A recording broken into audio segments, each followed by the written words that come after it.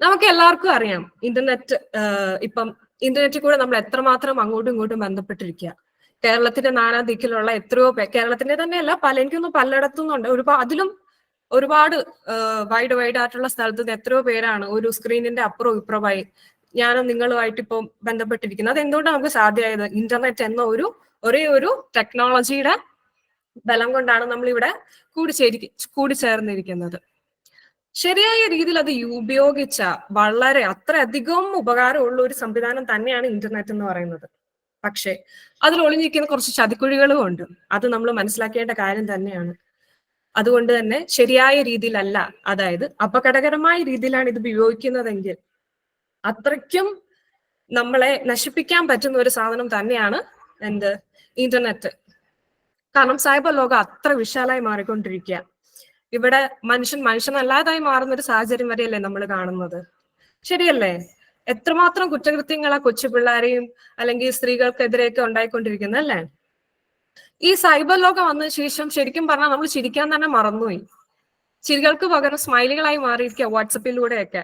പണ്ടൊക്കെ കാലത്ത് നമ്മളൊക്കെ ഒരാളുടെയും ബർത്ത്ഡേ വരുവോ അല്ലെങ്കിൽ എന്തെങ്കിലും അച്ചീവ്മെന്റ് ഒക്കെ ഉണ്ടായിട്ടുണ്ടെങ്കിൽ വിഷ് ചെയ്യുന്നത് എങ്ങനെയാ? ഫോൺ വിളിച്ചൊക്കെ നമ്മൾ വിഷ് ചെയ്തുകൊണ്ടൊക്കെ ഇരുന്നത്. അല്ലെ ബർത്ത്ഡേ ആണെങ്കിലും അങ്ങനെയൊക്കെയല്ലേ വിഷ് ചെയ്തുകൊണ്ടിരുന്നത്. പക്ഷെ ഇപ്പൊ അതെല്ലാം മാറി ജസ്റ്റ് ഒരു വാട്സപ്പ് മെസ്സേജോ അല്ല അഭിനന്ദനങ്ങളോ ബർത്ത്ഡേ ഒക്കെ സ്റ്റാറ്റസുകളായി മാറിയിരിക്കുക. അത്രത്തോളം നമ്മൾ സൈബർ ലോകത്തോട്ട് ഒതുങ്ങിപ്പോയിരിക്കുക. ഇങ്ങനെ സൈബർ ലോകത്ത് ഒതുങ്ങിപ്പോകുന്ന മനുഷ്യൻ കുറച്ച് ശ്രദ്ധിക്കേണ്ട കുറച്ച് കാര്യങ്ങളെ പറ്റിയിട്ടാണ് ഞാൻ ഇന്നിവിടെ എടുക്കാൻ പോകുന്നത്. ഞാൻ എന്റെ സ്ക്രീൻ ഷെയർ ചെയ്യാവേ, അപ്പൊ നിങ്ങൾക്ക് കാണാൻ പറ്റുന്നുണ്ടോ എന്നൊന്ന് പറയണേ. അപ്പം എന്റെ പേര് എഴുതിയിട്ടില്ലേ, അതൊന്ന് പിൻ ചെയ്തിടാൻ ഞാൻ.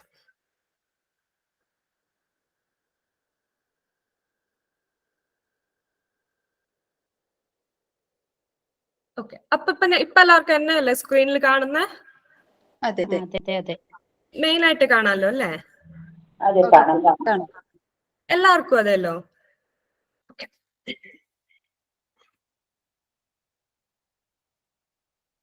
ഓക്കെ, കഴിഞ്ഞ 10 വർഷത്തെ ഒരു കണക്കെടുത്ത് നോക്കുവാണെങ്കിൽ 10,000 മടങ്ങ് സൈബർ കുറ്റകൃത്യങ്ങളാണ് കൂടിയേക്കുന്നത്.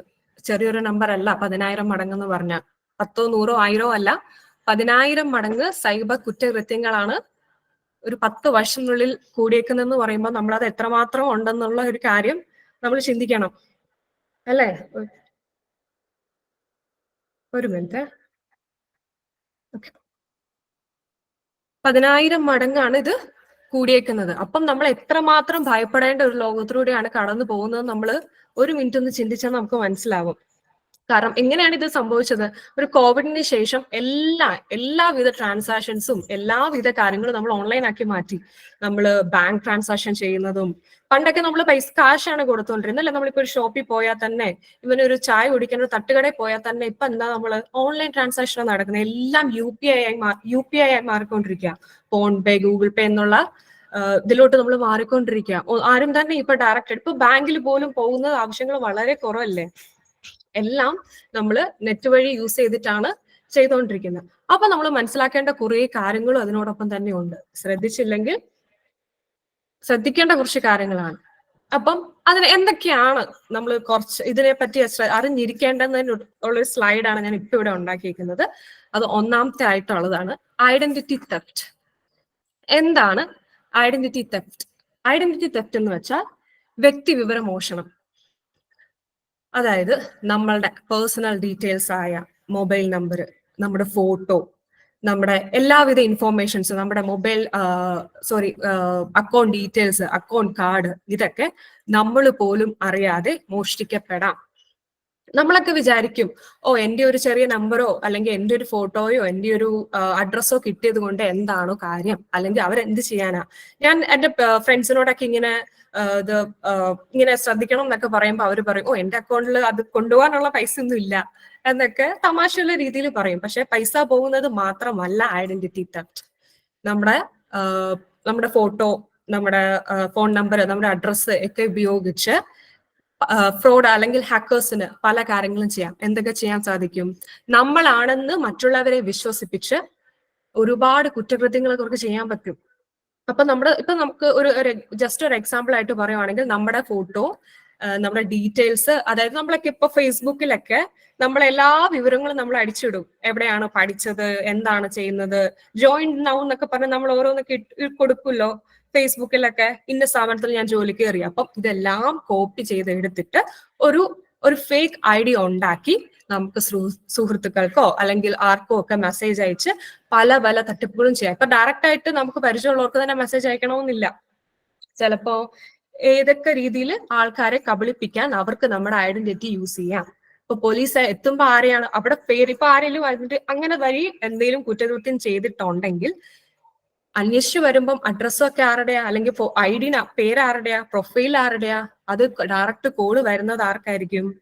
ആ പേരിലുള്ള വ്യക്തികൾക്കായിരിക്കും. ഇതിന്റെ പിന്നിലിരുന്ന് പ്രവർത്തിക്കുന്ന ആള് വളരെ സേഫ് ആയി മാറും. അതുകൊണ്ട് നമ്മൾ ശ്രദ്ധിക്കേണ്ട കുറച്ച് കാര്യങ്ങളുണ്ട്. അമിതമായ ഡീറ്റെയിൽസ് നമ്മൾ ഒരിക്കലും സോഷ്യൽ മീഡിയയിൽ പോസ്റ്റ് ചെയ്യാതിരിക്കുക. ജസ്റ്റ് അത് കൂടുതലും ശ്രദ്ധിക്കേണ്ടത് പബ്ലിക് പ്രൊഫൈൽ ആക്കിയിട്ടുള്ള ആൾക്കാരാണ്. ഓവർ ആയിട്ടുള്ള എന്താ നമ്മുടെ phone number, date of birth, പിന്നെ എന്താ വണ്ടി നമ്പറുകൾ, ഇതൊക്കെ ഡിസ്പ്ലേ ചെയ്യാതിരിക്കുക കേട്ടോ. എന്റെ സൗണ്ട് ക്ലിയർ ആണല്ലോ അല്ലേ? സ്പീഡ് കൂടുതലുണ്ടോ? സ്പീഡ് കൂടുതലുണ്ടോ? മനസ്സിലാവുന്നതല്ലേ? എന്തെങ്കിലും ഉണ്ടെങ്കിൽ ഒന്ന് പറയണേ. ഓക്കെ.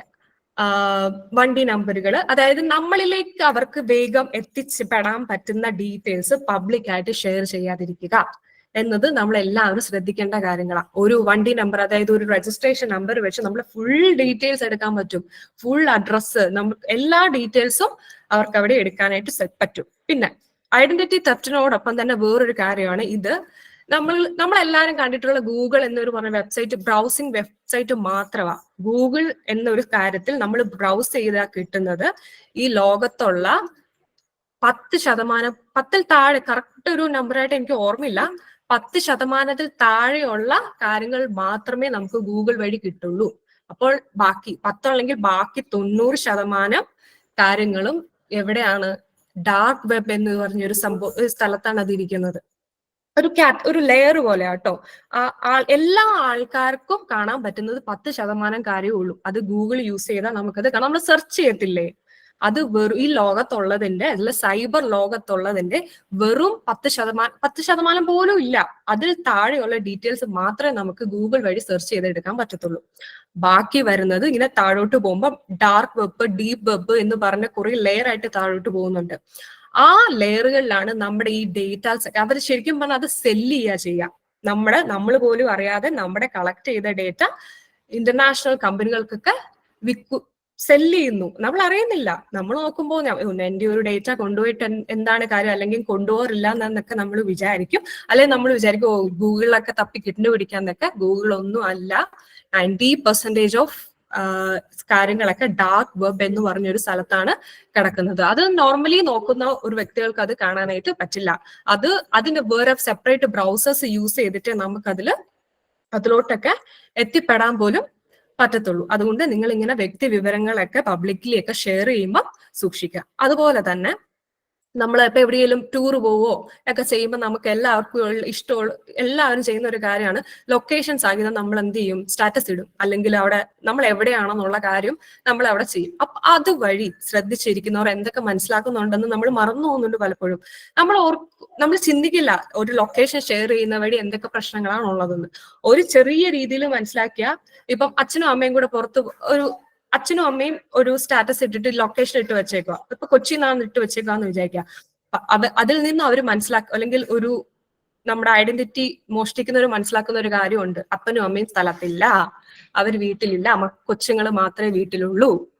അല്ലെങ്കിൽ ആരൊക്കെ ഹോൾ ഫാമിലി പോകുന്ന ഒരു കാര്യമാണ്. നമ്മൾ എല്ലാവരും കൂടെ ഫാമിലി ഫോട്ടോ ഒക്കെ എടുത്തിട്ട് സ്റ്റാറ്റസ് ഇടും വിത്ത് ലൊക്കേഷൻ. അപ്പൊ എന്താ പലരും മനസ്സിലാക്കുന്ന അതിൽ നിന്ന് കിട്ടുന്ന ഇൻഫോർമേഷൻ എന്താ? ഞാനും എന്റെ ഫാമിലിയും ഇന്ന സ്ഥലത്തില്ല. അതുവഴി നമുക്ക് വീട്ടിലെ മോഷണങ്ങൾ വരെ സംഭവിക്കാനുള്ള ചാൻസ് നമ്മൾ തന്നെ വഴി ഒരുക്കുവാണ്. അതൊന്നും ഒരു രീതിയിൽ നോക്കുമ്പോൾ നമ്മൾ ചിന്തിക്കുന്നില്ല. നമ്മൾ സ്റ്റാറ്റസ് ഇടുന്ന എന്തിനാണ്?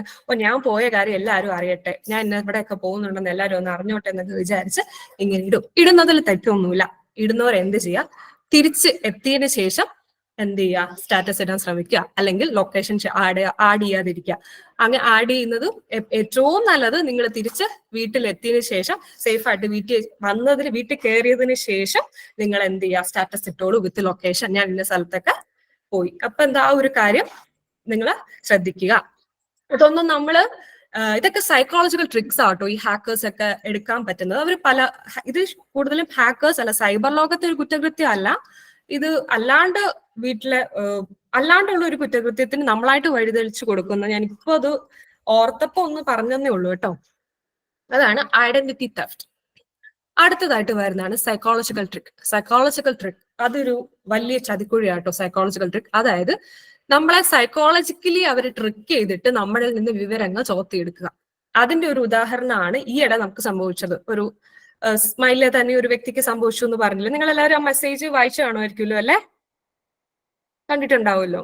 അതൊരു സൈക്കോളജിക്കൽ ട്രിക്കാണ്. അതായത് മകൻ പോലീസ് സ്റ്റേഷനിലാണെന്നും പറഞ്ഞ് ഇന്ന അക്കൗണ്ടിലൊക്കെ എന്തോ പൈസ അയക്കാൻ പറഞ്ഞിട്ടുണ്ടാക്കിയ ഒരു, അതായത് അവർ സൈക്കോളജിക്കൽ ട്രിക്ക് അവർ ചെയ്യുന്ന വെച്ചാൽ നമ്മളെ ഭയപ്പെടുത്തുവാണ്. അത് ഭയപ്പെടുത്തും, ഇന്ന കാര്യങ്ങൾ ചെയ്തില്ലെങ്കിൽ നിങ്ങൾ പെട്ടുപോകുന്നുള്ള രീതിയിൽ നമ്മളെ ഭയപ്പെടുത്തുകയാണ് അവർ ചെയ്യുന്നത്. ഭയപ്പെടുത്തി നമ്മളിൽ നിന്ന് പൈസ തട്ടാനായിട്ടുള്ള ഒരു ശ്രമം. അങ്ങനെ വരുമ്പം നമ്മൾ പാനിക് ആവുന്നു, നമ്മൾ നെർവസ് ആവുന്നു, നമുക്ക് എന്നാ ചെയ്യേണ്ടതെന്ന് അറിയത്തില്ലാതെ അവർ പറയുന്ന കാര്യങ്ങളിലേക്കൊക്കെ പെട്ടുപോകുന്നു. ചിലരുടെ മനക്കരുത്ത് പോലെ ചിലപ്പോൾ പെട്ടെന്ന് അവർ ചെയ്യില്ല, ചിലപ്പോൾ പോലീസിനെ അറിയിക്കും, അങ്ങനെയൊക്കെ ചെയ്യും. പക്ഷെ ചിലവർ പെട്ടെന്ന് ഇപ്പൊ ചില സ്ത്രീകൾ അല്ലെങ്കിൽ പിള്ളേരല്ല, ഒത്തിരി ഏജ്ഡ് കൊച്ചു പിള്ളേരോ അല്ലെങ്കിൽ ടീനേജ് ആയിട്ടുള്ള ആൾക്കാരോ അല്ലെങ്കിൽ സ്ത്രീകളോ ഒക്കെ ആണെങ്കിൽ ഭയപ്പെട്ടിട്ട് അവർ പറയുന്ന പോലെയൊക്കെ ചെയ്യാനായിട്ടുള്ള ചാൻസ് ഉണ്ട്. അതൊരു കാര്യം. അതുപോലെ തന്നെ വേറെ ഒന്നാണ് ചിലപ്പോ ഈ ജോബ് ഓഫറിന്റെ ഒക്കെ പറഞ്ഞിട്ട്, അതായത് ഈയിടെ ഉണ്ടായിരുന്നു TCSന്റെ ജോബ് ഓഫർ എന്ന് പറഞ്ഞിട്ട് നമുക്ക് മെയിൽ അയക്കുക ചെയ്യുന്നത്. പക്കാ മെയിൽ അവര് നമുക്ക് അയച്ചു തരുന്നു. അത് കണ്ടാൽ നമുക്ക് ഒരിക്കലും TCS അയച്ചതല്ലാന്ന് ഞാൻ അത് പറയത്തേ ഇല്ല. അതിന്റെ ഫുള്ളി അവരുടെ വിത്ത് സൈൻ TCSന്റെ എംബ്ലം എല്ലാം പറഞ്ഞിട്ട് ജോബ് ഓഫർ, അതായത് അവർ വിളിക്കുന്ന ഒരു ഇന്റർവ്യൂ കോൾ ആയിട്ട് അവർ വിളിക്കുന്നത്. ആ ഇന്റർവ്യൂ കോളിന്റെ കൂടെ അവർ ഹൈ സാലറി ഒക്കെ പറയുന്നു കേട്ടോ. ഫ്രഷർ ആണെങ്കിലും അല്ലെങ്കിൽ ഇത്ര എക്സ്പീരിയൻസ്ഡ് ആണെങ്കിലും ഹൈ സാലറി പറയുന്നു, അലവൻസുകളും എല്ലാം ഷെയർ ചെയ്യുന്നു. ആ ഒരു ഇത് കണ്ടു കഴിഞ്ഞാൽ TCSന്റെ അല്ല എന്ന് നമ്മൾ ആരും അറിയത്തില്ല. അത്രയും നീറ്റ് ആൻഡ് ക്ലീൻ ആയിട്ട് ലോഗോയ്ക്ക് പോലും ഒരു മാറ്റമില്ല ഉണ്ടാക്കി. എന്നിട്ട് അവിടെ വായിച്ചു വരുമ്പോൾ പറയുന്നത് ഇന്റർവ്യൂ അറ്റൻഡ് ചെയ്യാനായിട്ട് 1500 രൂപ അടയ്ക്കുക. ആദ്യം അതിൽ മുന്നേ വന്നത് 8000 ആയിരുന്നു. പിന്നെ എന്തോ അവർ കുറച്ചിട്ട് 1500 രൂപയാക്കി. ഇങ്ങനെ സ്റ്റുഡൻസ്, അതായത് ജോബൊക്കെ കിട്ടാൻ വേണ്ടി ഇങ്ങനെ കഷ്ടപ്പെട്ട് തപ്പിക്കൊണ്ടിരിക്കുന്ന പിള്ളേർക്ക് ഇതൊക്കെ അയച്ചു കൊടുക്കുക. 1500 രൂപ അയച്ചു കൊടുത്തു കഴിഞ്ഞാൽ നിങ്ങൾക്ക് ഇന്റർവ്യൂ അറ്റൻഡ് ചെയ്യാം. ആ പൈസ അവർ ചോദിക്കുന്നത് നിങ്ങൾ വരും എന്നതിന് ഒരു ഉറപ്പിന് വേണ്ടിയിട്ടാണ്. നിങ്ങൾ ഡയറക്റ്റ് കൊച്ചി വെച്ചായിരിക്കും എക്സാം നടക്കുക. അവിടെ വന്നു കഴിയുമ്പോൾ എക്സാം അറ്റൻഡ് ചെയ്ത് കഴിയുമ്പോൾ ഞങ്ങൾ പൈസ തിരിച്ച് റീഫണ്ട് ചെയ്യുന്ന പറയുന്നത്. അപ്പൊ നമ്മൾ എന്ത് വിചാരിക്കും, 1500 രൂപയുടെ കാര്യമല്ലേ ഉള്ളൂ, നല്ല ഓപ്പർച്യൂണിറ്റി ആണ്, നല്ല സാലറി ആണ്, പോയി എക്സാം അറ്റൻഡ് ചെയ്ത് കഴിയുമ്പോൾ തിരിച്ച് പൈസ കിട്ടിക്കോളൂല്ലോ, TCS ഒക്കെ അല്ലേ ഒരിക്കലും പറ്റിക്കില്ല എന്നൊക്കെ വിചാരിച്ച് നമ്മൾ എന്ത് ചെയ്യും, പൈസ അയച്ചു കൊടുക്കും. പക്ഷെ ഇങ്ങനെയുള്ളവർ ചെയ്യുന്ന വേറൊരു കാര്യമുണ്ട്. ഇവരുണ്ടല്ലോ വളരെ ധൃതി പിടിച്ചായിരിക്കും അയക്കാൻ പറയാം. ഇന്ന് വൈകിട്ട് രാവിലെ ഒരു 10 മണിക്ക് അയച്ചിട്ട് പറയും ഇന്ന് വൈകിട്ട് 3 മണിക്ക് മുന്നേ പൈസ അടച്ചാൽ മാത്രമേ നിങ്ങൾക്ക് എക്സാം അറ്റൻഡ് ചെയ്യാൻ പറ്റത്തുള്ളൂ. അല്ലെങ്കിൽ ലിമിറ്റഡ് ടൈം ആയിരിക്കും അവർ തരിക. ഒരു കാര്യം മനസ്സിലാക്കുക, ഇപ്പൊ TCS പോലെ അല്ലെങ്കിൽ ഇത്ര റെപ്യൂട്ടഡ് ആയിട്ടുള്ള കമ്പനി, TCS ഏതും ആയിക്കോട്ടെ, റെപ്യൂട്ടഡ് കമ്പനീസ് ഒരിക്കലും ഒരു വിദ്യാർത്ഥിയുടെ കയ്യിൽ നിന്ന് 1 രൂപ പോലും അവർ മേടിക്കത്തില്ല. പൈസ മേടിച്ചുകൊണ്ടുള്ള ഒരു എക്സാമോ ഒരു കാര്യമോ അവര് നടത്തത്തില്ല. പക്ഷെ അറിയാത്തവര് ഇത് റെപ്യൂട്ടഡ് കമ്പനി അല്ല എന്ന് വിചാരിച്ച് അവർ പറയുന്ന അക്കൗണ്ടിലോട്ടൊക്കെ പൈസ അയച്ചു കൊടുക്കും. 1500 ആണെങ്കിലും എന്താ നമ്മുടെ കയ്യിലുള്ള പൈസ മറ്റുള്ളവരിൽ എത്തിക്കുന്നതിൽ അങ്ങനെ കൊടുക്കേണ്ട ആവശ്യമില്ലല്ലോ അല്ലെ. അതാണ് നമ്മൾ വിചാരിക്കും ഇത്രയല്ലേ ഉള്ളൂ, വലിയ എമൗണ്ട് അല്ലോ കൊടുത്തേക്കാം, കിട്ടിയ നല്ലൊരു ഓപ്പർച്യൂണിറ്റി അല്ലേ എന്നൊക്കെ വിചാരിച്ച് നമ്മൾ പൈസ അടയ്ക്കും. പക്ഷെ അത് പിന്നീട് അയച്ചു കഴിഞ്ഞാൽ പിന്നീട് അതിന്റെ ഒരു വിവരം ഉണ്ടാകാൻ പോകുന്നില്ല, നമുക്ക് ഇന്റർവ്യൂ കിട്ടാൻ പോകുന്നില്ല, നമ്മുടെ പൈസ പോകുന്നല്ലാണ്ട് ഒരു കാര്യവും അതിൽ നിന്നും നമുക്ക് കിട്ടാൻ പോകുന്നില്ല. അതുപോലെ ഓക്കെ, ഞാൻ അതിന്റെ ഒരു സ്ക്രീൻഷോട്ട് ഞാൻ എടുത്തു വെച്ചിട്ടുണ്ട്, നിങ്ങളെ കാണിച്ചു തരാവേ. ഇതാണ് TCSന്റെ ഇന്റർവ്യൂ കോൾ ലെറ്റർ. ഇത് കണ്ടു കഴിഞ്ഞാൽ എംബ്ലം ഉണ്ട്, join as at Tata group എന്ന് പറഞ്ഞിട്ടുള്ള സീലോ എല്ലാം ഉണ്ട്. എല്ലാ സീലും പക്കാ ഒരു ഇങ്ങനെ തന്നെയാണ് ഒറിജിനൽ TCSന്റെ നമുക്ക് offer letter, interview call letter അവരായിരിക്കും. എല്ലാ കോഡ് ഉണ്ട്, എല്ലാ ഡീറ്റെയിൽസും അവർ ഷെയർ ചെയ്തിട്ടുണ്ട്.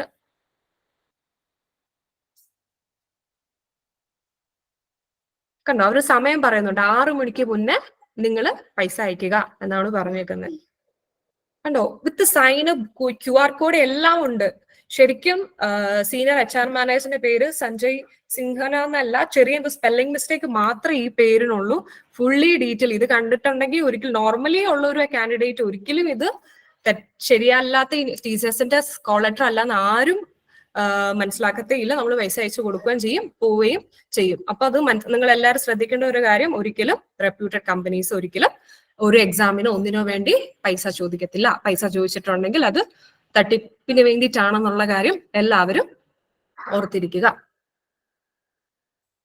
അതുപോലെ തന്നെയാണ് പിന്നെ വേറെ വരുന്നതാണ് KYC ഫോം ഫില്ല് ചെയ്യാണെന്നൊക്കെ പറഞ്ഞിട്ട് മെസ്സേജ് വരിക, അങ്ങനെയുള്ള കാര്യങ്ങളെല്ലാം. അതായത് നമ്മളെ സൈക്കോളജിക്കലി നമ്മളെ ട്രിക്ക് ചെയ്തിട്ട് പൈസ തട്ടുന്ന കുറെ മെത്തേഡ്സിൽ ഒരെണ്ണം മാത്രമാണ് ഇത്. ഒരിക്കലും ഇങ്ങനെയുള്ള പിന്നെ വരാം ലോൺ, നിങ്ങൾക്ക് ലോൺ ഓഫർ ചെയ്യാം, ഇന്ന ലിങ്കിൽ ക്ലിക്ക് ചെയ്താൽ നിങ്ങൾക്ക് ഇന്ന വെബ്സൈറ്റിലോട്ട് എത്തിച്ചേരാൻ പറ്റും, അവിടെ നിങ്ങൾക്ക് അപ്ലൈ ചെയ്യാം. അല്ലെങ്കിൽ എന്തെങ്കിലും ഓഫർ എന്നൊക്കെ പറഞ്ഞ ആൾക്കാർ വിളിക്കും അല്ലെ, കസ്റ്റമർ കെയറിൽ നിന്നൊക്കെ വിളിക്കും. അതുപോലെ തന്നെ കോളേജസിൽ നിന്നൊക്കെ അഡ്മിഷൻ ഡീറ്റെയിൽസ്, അഡ്മിഷൻ എടുക്കാൻ വേണ്ടിയിട്ട് കൗൺസിലിങ്ങിന്റെ ആണെന്നൊക്കെ പറഞ്ഞിട്ട് ആൾക്കാർ വിളിക്കും. നമ്മൾ പോലും അറിയാതെ നമ്മൾ ഇങ്ങനെ ഡീറ്റെയിൽസ് എല്ലാം അവർക്ക് ഷെയർ ചെയ്തുകൊണ്ടിരിക്കും. നമ്മൾ തന്നെ നമ്മുടെ വ്യക്തി വിവരങ്ങൾ അവർക്ക് ഷെയർ ചെയ്യുക. അവരിങ്ങനെ ചോദിക്കും, എന്താ പഠിക്കുന്നേ, നിങ്ങളുടെ അംബീഷൻ എന്താണ്. ഇവര് പറഞ്ഞു വിളിക്കുന്ന ചിലപ്പോൾ ഇങ്ങനെയായിരിക്കും, ഞാൻ ഇന്ന കോളേജിൽ നിന്നാണ്, നിങ്ങൾക്ക് ഇവിടെ അഡ്മിഷൻ എടുക്കാൻ താല്പര്യമുണ്ടോ എന്നൊക്കെ ചോദിച്ച് വിളിക്കും. നമുക്കറിയില്ല, നമുക്ക് ജസ്റ്റ് ഒരു നമ്പർ മാത്രമാണ് വരുന്നത്. അപ്പം നമ്മളിങ്ങനെ ഇതൊക്കെ കൂടുതൽ സംഭവിക്കുന്ന പിള്ളേർക്ക് കേട്ടോ. അതായത് പ്ലസ് ടു ഒക്കെ കഴിഞ്ഞിട്ട് ഡിഗ്രിയിലോട്ടൊക്കെ ജോയിൻ ചെയ്യാൻ നിൽക്കുന്ന പിള്ളേരെ നമ്മളിപ്പം ഈ എൻട്രൻസ് എക്സാം ഒക്കെ എഴുതാൻ പോകത്തില്ലേ, എൻട്രൻസ് എക്സാം എഴുതാൻ പോകുമ്പോൾ അതിന്റെ വാദത്തിൽ ഒരു കുറെ പിള്ളേരുണ്ടായിരിക്കും നമ്മളെ ക്യാൻവാസ് ചെയ്യാൻ വേണ്ടിയിട്ട്. നമ്മുടെ കോളേജസിന്റെ ബ്രോഷർ ഒക്കെ ആയിട്ട് ഒരു കുട്ടികൾ വരും. ഞാനൊക്കെ എക്സാം എഴുതാൻ പോയപ്പോൾ അങ്ങനെ വന്നിട്ടുണ്ടായിരുന്നു. അവർ ക്യാൻവാസിങ്ങനെ ആൾക്കാർ ഇങ്ങനെ നിർത്തിയേക്കും അവർ ബ്രോഷറായിട്ട്. അപ്പൊ നമ്മൾ എന്ത് ചെയ്യാം, പിള്ളേരുടെ പേരും ഫോൺ നമ്പറും എഴുതിയെടുക്കും. എന്നിട്ട് ശരിക്കും പറഞ്ഞിട്ടുണ്ട് അവർ ആ ഡേറ്റാസ് സെല്ല് ചെയ്യുക ചെയ്യുന്നത്. ഇതുപോലെയുള്ള ഏജൻസിക്ക് അവരത് സെല്ല് ചെയ്യും. ആ പിള്ളേർ പോലും അറിയുന്നില്ല ഇതിന്റെ പേർപ്പസിന് വേണ്ടിയിട്ടാണ് അത് മേടിക്കുന്നതെന്ന് അറിയില്ല.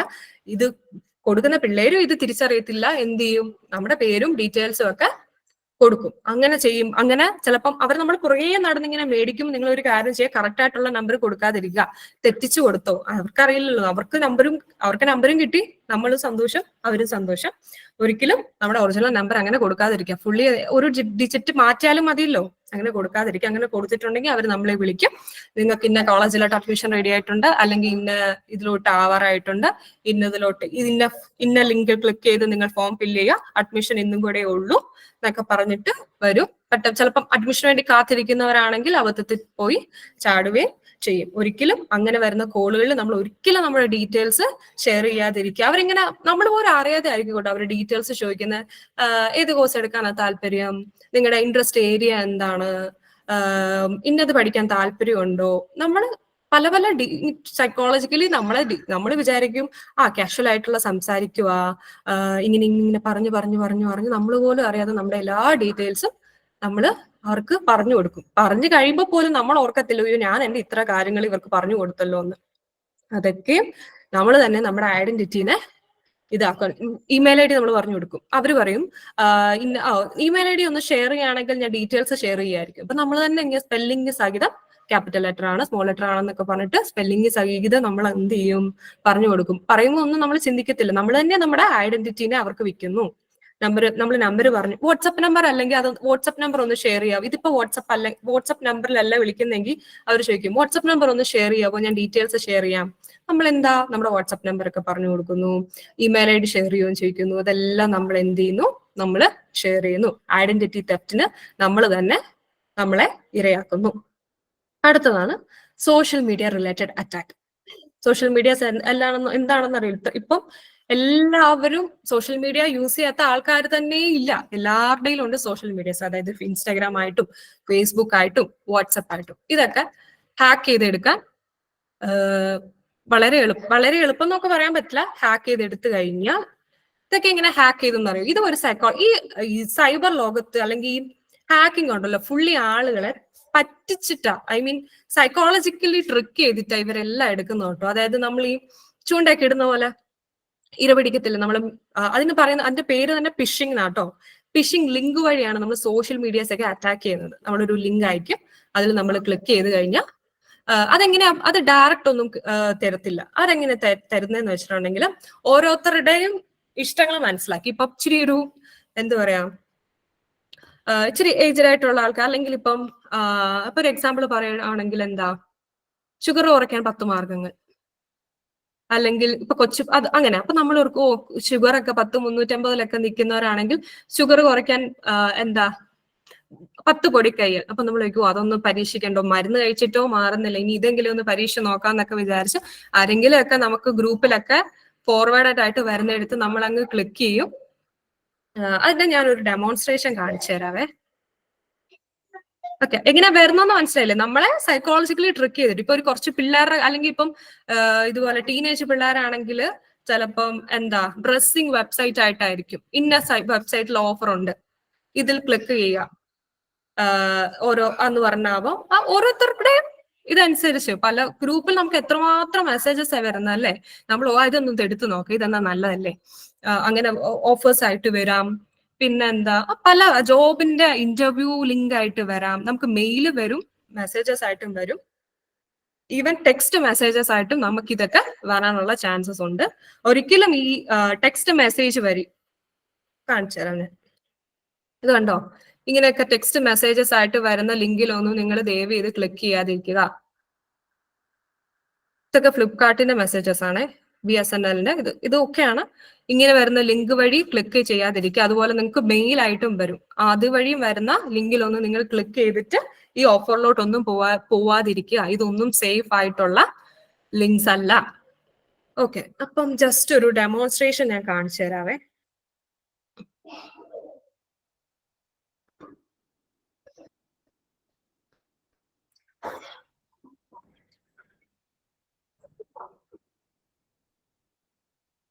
ഇപ്പൊ ഉണ്ടാക്കിയെടുക്കുക, ഇതിപ്പോ ഓക്കെ, ഇപ്പൊ ഉണ്ടാക്കിയെടുത്ത ഇതിനാണ് നമ്മൾ ഫിഷിംഗ് ലിങ്ക് എന്ന് പറയാം.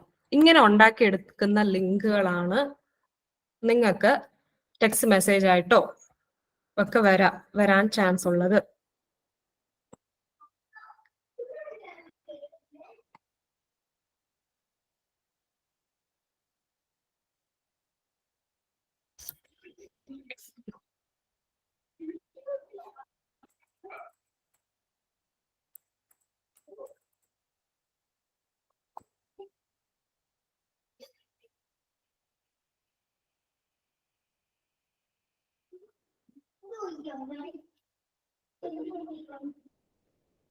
ഓക്കെ, ഇൻസ്റ്റാഗ്രാമിന്റെ ഒരു സ്ക്രീൻ കണ്ടോ? എല്ലാവരും കാണാൻ പറ്റുന്നുണ്ടല്ലോ അല്ലെ? ഓക്കെ, ഇത് ഫിഷിംഗ് വഴി ലിങ്ക് ആയിട്ട് ഞാൻ ഉണ്ടാക്കിയെടുത്ത ഇൻസ്റ്റാഗ്രാമിന്റെ ഒരു വെബ് പേജാണ്. ഇത് ഒറിജിനൽ ഇൻസ്റ്റാഗ്രാം കാണിച്ചു തരാവേ.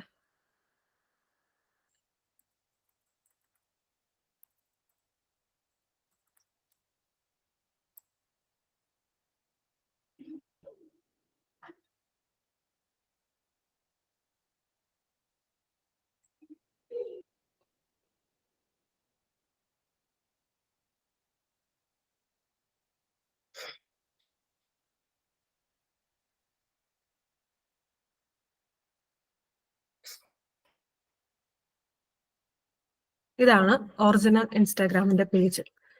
ഇത് ഫിഷിംഗ് ലിങ്ക് വഴി ഉണ്ടാക്കിയെടുത്ത ഇൻസ്റ്റാഗ്രാമിന്റെ പേജ്. ഇവിടുത്തെ പടത്തിനൊരു വ്യത്യാസം ഉണ്ടാകും നോക്കണ്ട, നമുക്കിപ്പോ ഓരോ തവണയും അത് മാറിക്കൊണ്ടിരിക്കും. അത് അല്ലെങ്കിൽ തന്നെ ആരും അത് ശ്രദ്ധിക്കത്തുമില്ല. ഇത് നോക്ക്, നമ്മുടെ ഫോൺ നമ്പർ അടിക്കാം, പാസ്വേഡ് അടിക്കാം, ലോഗിൻ ഉണ്ട്, ഫോർഗറ്റ് പാസ്വേഡ് ഉണ്ട്. ഇങ്ങനെ തന്നെയാണ്. നിങ്ങൾ ആരെങ്കിലും ഒക്കെ ജസ്റ്റ് ഇപ്പഴല്ല, കഴിഞ്ഞിട്ട് എവിടെയാ നമ്മുടെ ലാപ്ടോപ്പിൽ ജസ്റ്റ് ഇൻസ്റ്റഗ്രാമിൽ നിന്ന് അടിച്ചു കൊടുത്തു കഴിഞ്ഞാൽ ഇങ്ങനെ ഒരു വെബ് പേജ് ആയിരിക്കും നിങ്ങൾക്ക് വരാം. അപ്പൊ നമ്മൾ ചുമ്മാ ഞാനിപ്പോ ഒരു പേരടിച്ചു കൊടുത്തു, എന്റെ തന്നെ പേരടിച്ചു കൊടുത്തു. ഇത് നിങ്ങൾക്ക് എങ്ങനെ കിട്ടുന്നതെന്ന് അറിയോ? ഇപ്പൊ ഞാൻ പറഞ്ഞ പോലെ എന്തെങ്കിലും എവിടെയാ ഇതുപോലെ ഒരു വാട്സപ്പ് എന്തെങ്കിലും ഒരു പടം കാണും, താഴെ ഇന്നത് കാണും, ഇന്നത് അല്ലെങ്കിൽ ഒരു വീഡിയോ ഒക്കെ നിങ്ങൾക്ക് ഷെയർ ചെയ്യാം. അപ്പൊ നമുക്ക് ആ വീഡിയോ കാണാമെന്ന് വിചാരിച്ച് നിങ്ങൾ വാട്സപ്പിലൊക്കെ വരുമ്പം ഈ ലിങ്ക് ക്ലിക്ക് ചെയ്തിട്ട് ഇത് ഓപ്പൺ ആക്കും. അപ്പം എന്ത് ചോദിക്കും, ചിലപ്പം നിങ്ങൾ ശ്രദ്ധിച്ചിട്ടുണ്ടോ എന്ന് അറിയില്ല, ചില ഇങ്ങനെ നമ്മൾ ഇൻസ്റ്റാഗ്രാം അല്ലെങ്കിൽ ഫേസ്ബുക്ക് വീഡിയോസ് ഒക്കെ ഓപ്പൺ ആക്കാൻ തുടങ്ങുമ്പോഴത്തേനും ഡയറക്റ്റ് ആ വീഡിയോയിലോട്ട് പോകത്തില്ല. അതിനു പകരം ഇങ്ങനെ നമ്മുടെ യൂസർ നെയിമും പാസ്വേഡും ചോദിക്കും. നമ്മൾ എന്നാ വീഡിയോ കാണാനായിട്ടുള്ള ആ ഒരു വ്യഗ്രതയിൽ നമ്മൾ എന്ത് ചെയ്യും, ആ പാസ്വേഡ് അടിച്ച് കയറി ഇത് കാണാമല്ലോ എന്ന് വിചാരിച്ചിട്ട് നമ്മൾ നമ്മുടെ പാസ്വേഡ് ഒക്കെ അടിച്ചു കൊടുക്കും.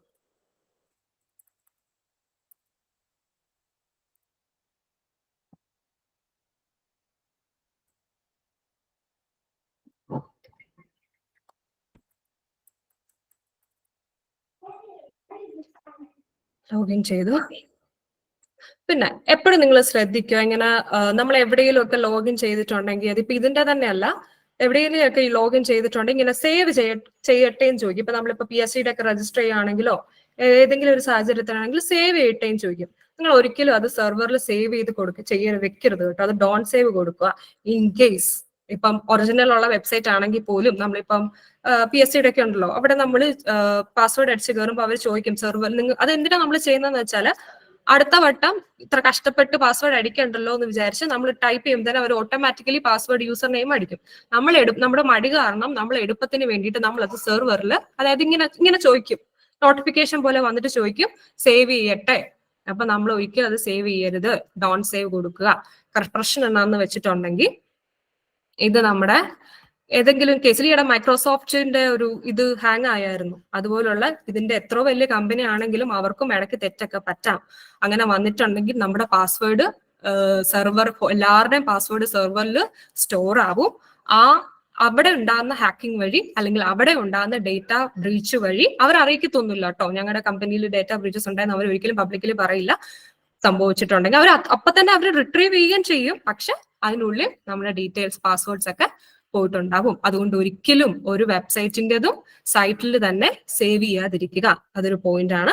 അതുപോലെ തന്നെ ഒരിക്കലും എല്ലായിടത്തും ഒരേ പാസ്വേഡ് തന്നെ ഇടാതിരിക്കുക കേട്ടോ. യൂസർ നെയിമും പാസ്വേഡ് ഇതിപ്പം ഇൻസ്റ്റഗ്രാമിന്റെ ഇതാണെങ്കിൽ ഫേസ്ബുക്കിന് അത് തന്നെ ഇടാതിരിക്കുക. അല്ലെങ്കിൽ ഇപ്പം PSCയുടെ അല്ലെങ്കിൽ നമ്മൾ രജിസ്റ്റർ ചെയ്യുന്ന ഓരോ വെബ്സൈറ്റ് ഉണ്ടല്ലോ, ഇതിന്റെ അകത്ത് എല്ലാത്തിൻ്റെ അകത്ത് ഒരേ പാസ്വേഡ് തന്നെ ഇട്ട് വെക്കാതിരിക്കുക. അതായത് ഇതെല്ലാം നമ്മൾ ചെയ്യുന്നത് മറന്നു പോകാതിരിക്കാൻ വേണ്ടിയിട്ട് ഒരു പാസ്വേഡ് ആണെങ്കിൽ അത് മാത്രം ഓർത്താൽ മതിയല്ലോ എന്ന് വിചാരിച്ച് നമ്മൾ അത് ഇട്ട് വെക്കും.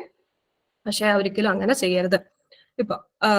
ഇതിപ്പം സ്ക്രീനിൽ കാണുന്നത് ഞാൻ എന്റെ യൂസർ നെയിമും പാസ്വേഡും അടിച്ചു. അപ്പൊ അവർ നമുക്കൊരു നമ്മുടെ രജിസ്റ്റേർഡ് മൊബൈൽ നമ്പറിലോട്ട് നമുക്കൊരു OTP അയച്ചു തരും. ആ OTP അയച്ചിട്ടാണ് നമ്മൾ ഇതിന്റെ അകത്ത് അത് 2 സ്റ്റെപ്പ് വെരിഫിക്കേഷൻ ചെയ്യാനൊക്കെ പറയില്ലേ, ഇതാണ്. അപ്പൊ നമ്മൾ അതൊക്കെ കൊടുത്തിട്ട് നമ്മൾ ഇതിന്റെ അകത്ത് കയറും.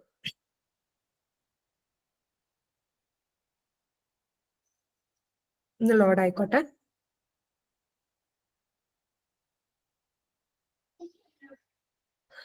ഓക്കെ, എന്ത് വന്നു? ഒന്നും ഓപ്പൺ ആയി വീഡിയോ നമ്മൾ കാണാൻ എന്തെങ്കിലും വീഡിയോയ്ക്ക് വേണ്ടിയിട്ടല്ലേ, അങ്ങനെ ഒരു വീഡിയോ ഒട്ട് ഓപ്പൺ ആയി വന്നില്ല. വീണ്ടും കറങ്ങി തിരിഞ്ഞ് ഞാൻ ഈ ലോഗിൽ തന്നെ എത്തി നിൽക്കുകയും ചെയ്യും. അപ്പൊ നമ്മളൊക്കെ ചെയ്തിട്ട് നമ്മൾ എന്തോ പറയും, എല്ലാവർക്കും പറ്റുന്ന നെറ്റ് ഇല്ലെന്ന് തോന്നുന്നു, ലോഡായില്ല. അമ്മമാരൊക്കെ കേറിയിട്ട് പറയും നെറ്റ് ഇല്ലെന്ന് തോന്നടാ, കയറാൻ പറ്റിയിട്ടില്ല എന്ന് പറയും. അപ്പൊ നമ്മൾ പറയും നോക്കിക്ക് തന്നെ എനിക്ക് പാസ്വേഡും ലോഗിനും പാസ്വേഡും കൊടുത്തിട്ട് എനിക്ക് കയറാൻ പറ്റുന്നില്ലല്ലോ, വീണ്ടും ഇത് തന്നെ വന്നല്ലോ എന്ന് നമ്മൾ പറയും. അപ്പത്തേനും നമ്മൾ എന്ത് പറയും, നെറ്റ് ഇല്ലാത്തതുകൊണ്ടായിരിക്കും അമ്മ, സാരമില്ല, അല്ലെ നെറ്റ് ഇല്ലാത്തതുകൊണ്ടായിരിക്കും അച്ഛാ, സാരമില്ല എന്ന് പറഞ്ഞിട്ട് നമ്മൾ പോകും. സംഭവിച്ച എന്നാ നമ്മൾ പോലും അറിയാതെ ഒരു കാര്യം കാണിച്ചു തരാം. ഓക്കെ, നമ്മൾ പോലും അറിയാതെ ഇത് കണ്ടോ, ഞാൻ എന്റെ ഇൻസ്റ്റഗ്രാമിന്റെ ഇതിൽ അയച്ച പാസ്വേഡും ഇതുമാണ് എനിക്ക് എന്റെ സ്ക്രീനിൽ കിട്ടിയേക്കുന്നത്. അതായത് ഇപ്പൊ നിങ്ങളുടെ ഗ്രൂപ്പിലുള്ള ആർക്കെങ്കിലും ഒരാൾക്ക് ലിങ്ക് ഇതുപോലെ മെസ്സേജ് ആയിട്ട് അയച്ചു തന്നെന്ന് വിചാരിക്കും. ആ വ്യക്തി ഇത് കാണാൻ വേണ്ടിയിട്ട് നിങ്ങളുടെ ഫോണിലുള്ള സ്ക്രീനിൽ ഇത് അയച്ചു കഴിഞ്ഞാലും പാസ്വേഡും വിത്ത് OTP ആ ഹാക്കറിന്റെ ലാപ്ടോപ്പിൽ കിട്ടും. ആയിട്ട് എടുത്തേവല്ലോ ഷെയർ ചെയ്യാതെ ഒരെണ്ണം കണ്ടല്ലോ അല്ല. ഇനിയിപ്പോ നമ്മളിപ്പോ എത്ര പേർക്ക് ഇതുപോലെ അയച്ചാലും, ഇതിപ്പം ഞാൻ ഒരാൾക്ക് അയച്ചു, ഇപ്പം ഗ്രൂപ്പിലുള്ള ആർക്കെങ്കിലും ഇപ്പൊ സുമചേച്ചിക്ക് ഞാൻ ഇത് അയച്ചെന്ന് വിചാരിക്കും. സുമചേച്ചി ഇത് ഇന്നതാണ്, നല്ലൊരു ഇൻഫോർമേറ്റീവ് വീഡിയോ അല്ലേ എന്ന് വിചാരിച്ച് ഇപ്പൊ അടുത്ത ആൾക്ക് ഇപ്പൊ ഷെയർ ചെയ്തു.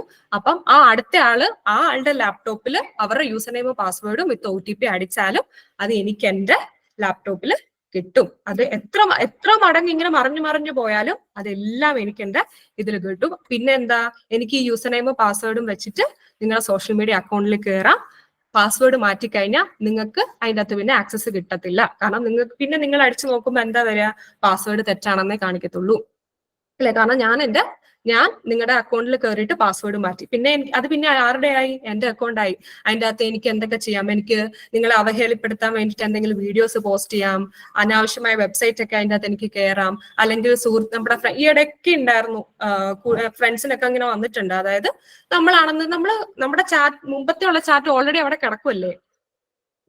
ഒരു മിനിറ്റ്, നമ്മുടെ മുമ്പത്തെ ഉള്ള ചാറ്റ് ഓൾറെഡി അവിടെ കിടക്കുവാണല്ലോ. അപ്പം വേറൊരാൾ ഇപ്പൊ മെസ്സേജ് വന്നിട്ടുണ്ടെങ്കിൽ അത് ഞാനാണോ സുമചേച്ചിയാണോ അയക്കുന്നതെന്ന് അവർക്ക് അറിയില്ല. അവരാണ് സുമചേച്ചിയാണ്, ഇപ്പൊ ഞാൻ അയച്ചാലും സുമചേച്ചിയാണെന്ന് വിചാരിച്ച് അവർ അതിന് റിപ്ലൈ കൊടുക്കും. ചിലപ്പോ ഇങ്ങനെ എന്തെങ്കിലും എനിക്ക് ഞാൻ അത്യാവശ്യമായിട്ട് ഇന്ന സ്ഥലത്ത് നിൽക്കുക, എനിക്ക് ഗൂഗിൾ പേ ഇല്ലേ, എനിക്ക് ഇത്ര പൈസ അയച്ചു തരാമോ എന്നൊക്കെ ചോദിക്കും. അപ്പം അവര് ഓർക്കുകയോ എന്നാ പറ്റി, എന്തെങ്കിലും അത്യാവശ്യമായിരിക്കുമല്ലോ, അതുകൊണ്ടായിരിക്കുമല്ലോ പൈസ ചോദിച്ചതെന്ന് വിചാരിച്ച് ഗൂഗിൾ പേയിലോ പറയുന്ന ഗൂഗിൾ പേയിലൊക്കെ അവർ ലിങ്ക് ഒന്നും തരില്ല, ഡയറക്റ്റ് ആയിട്ട് ചോദിക്കത്തുള്ളൂ. അവരെന്താ വിചാരിക്കുന്നത്, ഇന്ന വ്യക്തിയാണല്ലോ, എന്റെ ഫ്രണ്ട് ആണല്ലോ, അല്ലെങ്കിൽ എനിക്ക് അറിയാവുന്ന വ്യക്തിയാണല്ലോ എന്ന് വിചാരിച്ച് നമ്മൾ എന്ത് ചെയ്യും, അത്യാവശ്യ ഘട്ടത്തിൽ അല്ലെങ്കിൽ അവരെന്നോട് ചോദിക്കത്തില്ലല്ലോ, അങ്ങനെ ചോദിക്കുന്ന ഒരാളല്ലല്ലോ, അപ്പൊ അതുപോലെ രീതിയിലായിരിക്കും അത് പറയുന്നത്. ഞാൻ ഹോസ്പിറ്റലിലാണ്, അല്ല ഞാൻ ഇന്ന അത്യാവശ്യമായിട്ട് നിൽക്കുക, എനിക്ക് ഇച്ചിരി പൈസ അയച്ചു തരാവോ, ഇന്ന് ഞാൻ വൈകിട്ട് തന്നെ തിരിച്ചു തന്നേക്കാന്നൊക്കെ പറഞ്ഞിട്ട് ഇങ്ങനെ അയക്കും. അയച്ചു കൊടുക്കുന്ന വ്യക്തി വിചാരിക്കും എന്റെ സുഹൃത്താണല്ലോ ചോദിക്കുന്നത് എന്ന്. അപ്പൊ ഇങ്ങനെയുള്ള രീതിയിൽ നമ്മുടെ ഐഡന്റിറ്റി യൂസ് ചെയ്ത് നമ്മുടെ സോഷ്യൽ മീഡിയ ഒക്കെ ഉപയോഗിച്ച് പലതരം ഇതും നമുക്ക് ചെയ്യാനായിട്ട് പറ്റും. ഓക്കെ, ഇങ്ങനെയാണ് നമ്മുടെ സോഷ്യൽ മീഡിയ ഹാക്ക് ചെയ്യുക. ഇത് നമ്മൾ ഓർക്കേണ്ട ഒരു കാര്യമുണ്ട്. ഇതിപ്പം അറിയാം, ഒരു സ്കിൽഡ് ആയിട്ടുള്ള ഹാക്കറിന് വിത്തിൻ മിനിറ്റുകൾ മതി നമ്മുടെ അക്കൗണ്ട് ഹാക്ക് ചെയ്ത് എടുക്കാനായിട്ട്. ജസ്റ്റ് ഒരു വീഡിയോ എന്ന് പറഞ്ഞ് നമ്മൾ ചെയ്ത ഒരു ലിങ്കിലാണ് ക്ലിക്ക് ചെയ്തത്. അപ്പൊ നിങ്ങൾ വിചാരിക്കൂ, അപ്പൊ ഹാക്കിംഗ് അത്ര എളുപ്പമാണോ എന്ന്. അത്ര എളുപ്പമുള്ള കാര്യമല്ല. ഇപ്പൊ ഞാനാണെങ്കിലും അല്ലെങ്കിൽ ഹാക്കേഴ്സ് ആണെങ്കിലും 1 മിനിറ്റ് കൊണ്ട് ഈ അക്കൗണ്ട് ഹാക്ക് ചെയ്യാനായിട്ട്, 1 മിനിറ്റ് കൊണ്ട് ഹാക്ക് ചെയ്തെന്ന് വെച്ച് 2 രീതിയിൽ നമുക്ക് ചിന്തിക്കാം. ഇപ്പൊ 1 മിനിറ്റ് കൊണ്ട് നമുക്ക് ഒരു അക്കൗണ്ട് ഹാക്ക് ചെയ്തെടുക്കാൻ പറ്റത്തില്ലേ എന്ന് ചിന്തിക്കാം. 1 മിനിറ്റ് കൊണ്ട് പോസിബിൾ ആവും. പക്ഷെ 1 മിനിറ്റ് കൊണ്ടല്ല പോസിബിൾ ആവുന്നത്. 1 മിനിറ്റ് കൊണ്ട് അത് ചെയ്യാനായിട്ട് വർഷങ്ങളത്തെ പരിശീലനം ഉണ്ട് കേട്ടോ. വർഷങ്ങളത്തെ പരിശീലനത്തിന് ശേഷമാണ് നമ്മൾ 1 മിനിറ്റ് കൊണ്ട് ഹാക്ക് ചെയ്യാനായിട്ട് എടുക്കുന്നത്. അതുകൊണ്ട് അത് സിമ്പിളി പറ്റുന്ന കാര്യമല്ല. ഇത്ര എളുപ്പത്തിൽ ചെയ്യാൻ പറ്റുള്ളൂ എന്ന് വിചാരിക്കുമ്പോൾ നമ്മൾ ഓർക്കുമോ, നമ്മളൊക്കെ ഗവൺമെന്റ് എന്ത് സെക്യൂരിറ്റി ആണ് നമുക്ക് തരുന്നതെന്നൊക്കെ നമ്മൾ ചിന്തിക്കും. അങ്ങനെയല്ല, എല്ലാം സെക്യൂർഡ് ആണ്. ഒരിക്കലും നമ്മൾ തന്നെ കേട്ടോ ഈ അബദ്ധത്തിലൊക്കെ ചെന്ന് ചാടുക. ഇതിപ്പോ ആ ലിങ്ക്, ഇപ്പൊ ഞാൻ ഒരു ലിങ്ക് അയച്ചു, നിങ്ങൾ അത് ക്ലിക്ക് ചെയ്തില്ലെങ്കിൽ എനിക്ക് നിങ്ങളുടെ അക്കൗണ്ട് എടുക്കാൻ പറ്റത്തില്ല. ജസ്റ്റ് ഇപ്പൊ ഇതുപോലത്തെ ഒക്കെ ഇത് നമ്മൾ സോഷ്യൽ എഞ്ചിനീയറിംഗ് എന്നാവട്ടെ പറയാം.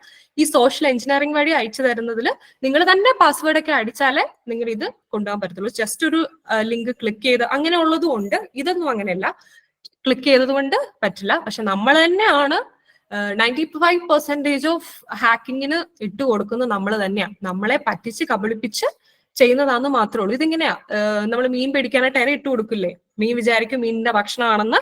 പക്ഷെ കൊടുക്കുന്നയാള് ചൂണ്ടക്കുളത്തിൽ ഇടുന്നത് ഇരയാണ്. ഇപ്പം മീൻ അത് ചൂണ്ടയിൽ കൊളുത്തി, അതിന് ആയുസ് ഉണ്ടെങ്കിൽ അത് രക്ഷപ്പെടാം. പക്ഷെ മുറിവോട് കൂടിയാണ് അത് രക്ഷപ്പെടുന്നത്, ഇല്ലേ? അതിന് ഒട്ടും ഒരു രീതിയിൽ അപകടം പറ്റാതെ അത് രക്ഷപ്പെടുന്നില്ല. രക്ഷപ്പെട്ടാലും അത് മുറിവേറ്റാണ് രക്ഷപ്പെടുന്നത്. നമ്മള് ഇനി എന്ത് ചെയ്യാം, നമ്മളിപ്പോ പെട്ടെന്ന് നമ്മൾക്ക് പോർട്ടൽസ് അവൈലബിൾ ആണ്, ഞാൻ കാണിച്ചു തരാം കേട്ടോ. അത് ചെയ്യുകയാണെങ്കിൽ നമ്മുടെ ഇത് ബ്ലോക്ക് ചെയ്യാനൊക്കെ പറ്റും. പക്ഷെ നാണം കെടാനുള്ളത് നമ്മൾ നാണം കെട്ടു, പൈസ പോകാനുള്ളത് നമ്മൾ പൈസ പോയി. അതുകൊണ്ട് ശ്രദ്ധിച്ച് മാത്രം ചെയ്യാം.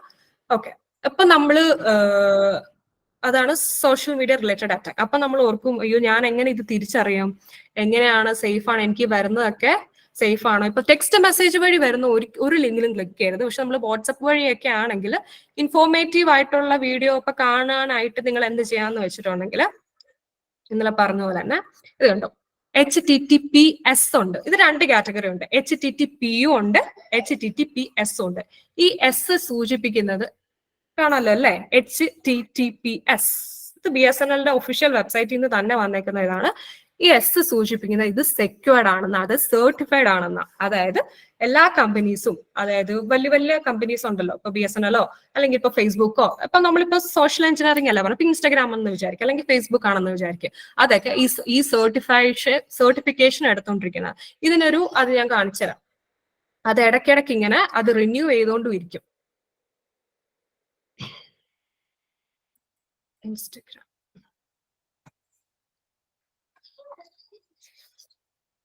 ഇതുണ്ടോ ഇൻസ്റ്റാഗ്രാമിന്റെ ഇവിടെ? ഓക്കെ, HTTPS എന്നല്ലേ കാണിച്ചേക്കുന്നത്. ഒന്ന് താഴോട്ടൊന്നാക്കി നോക്കിയാൽ മതി. എനിക്കിത് സ്ക്രീൻ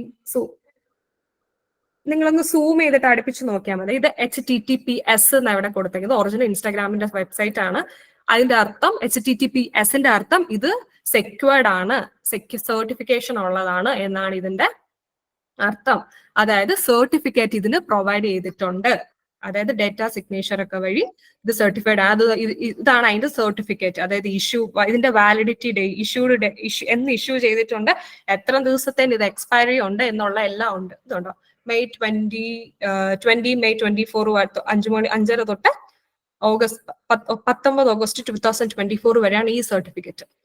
അത് കഴിയുമ്പോൾ ഇത് വീണ്ടും ഇങ്ങനെ റിന്യൂ ചെയ്തുകൊണ്ടിരിക്കും. ഇത് നല്ല എക്സ്പെൻസീവ് ആയിട്ട് അല്ലെങ്കിൽ റിസ്കി ആയിട്ടുള്ള ഒരു കാര്യം തന്നെയാണ്. അപ്പം ഒഫീഷ്യൽ വെബ്സൈറ്റുകൾക്ക്, അതായത് വാലിഡ് ആയിട്ടുള്ള വെബ്സൈറ്റുകൾക്ക് ഈ സർട്ടിഫിക്കേഷൻസ് ഉണ്ടായിരിക്കും. ഇത് ജെന്യൂൻ ആണെന്ന് ഉറപ്പിക്കാൻ വേണ്ടിയിട്ടാണ് അവർ ചെറിയൊരു പരിമിതി കാലഘട്ടത്തിലേക്ക് കൊടുക്കത്തുള്ളൂ.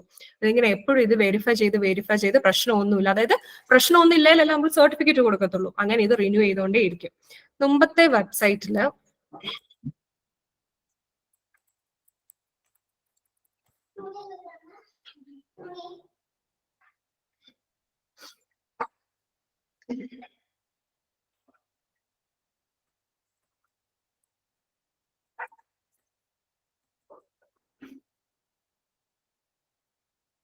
ജസ്റ്റ് എന്തൊന്ന് ഹാങ് ആയി തോന്നുന്നു. ഓക്കെ, നോക്കട്ടെ. ഹാങ്ങായാലും കുഴപ്പമില്ല, കുറച്ച് കഴിയുമ്പോ വരും. ഇന്നലെ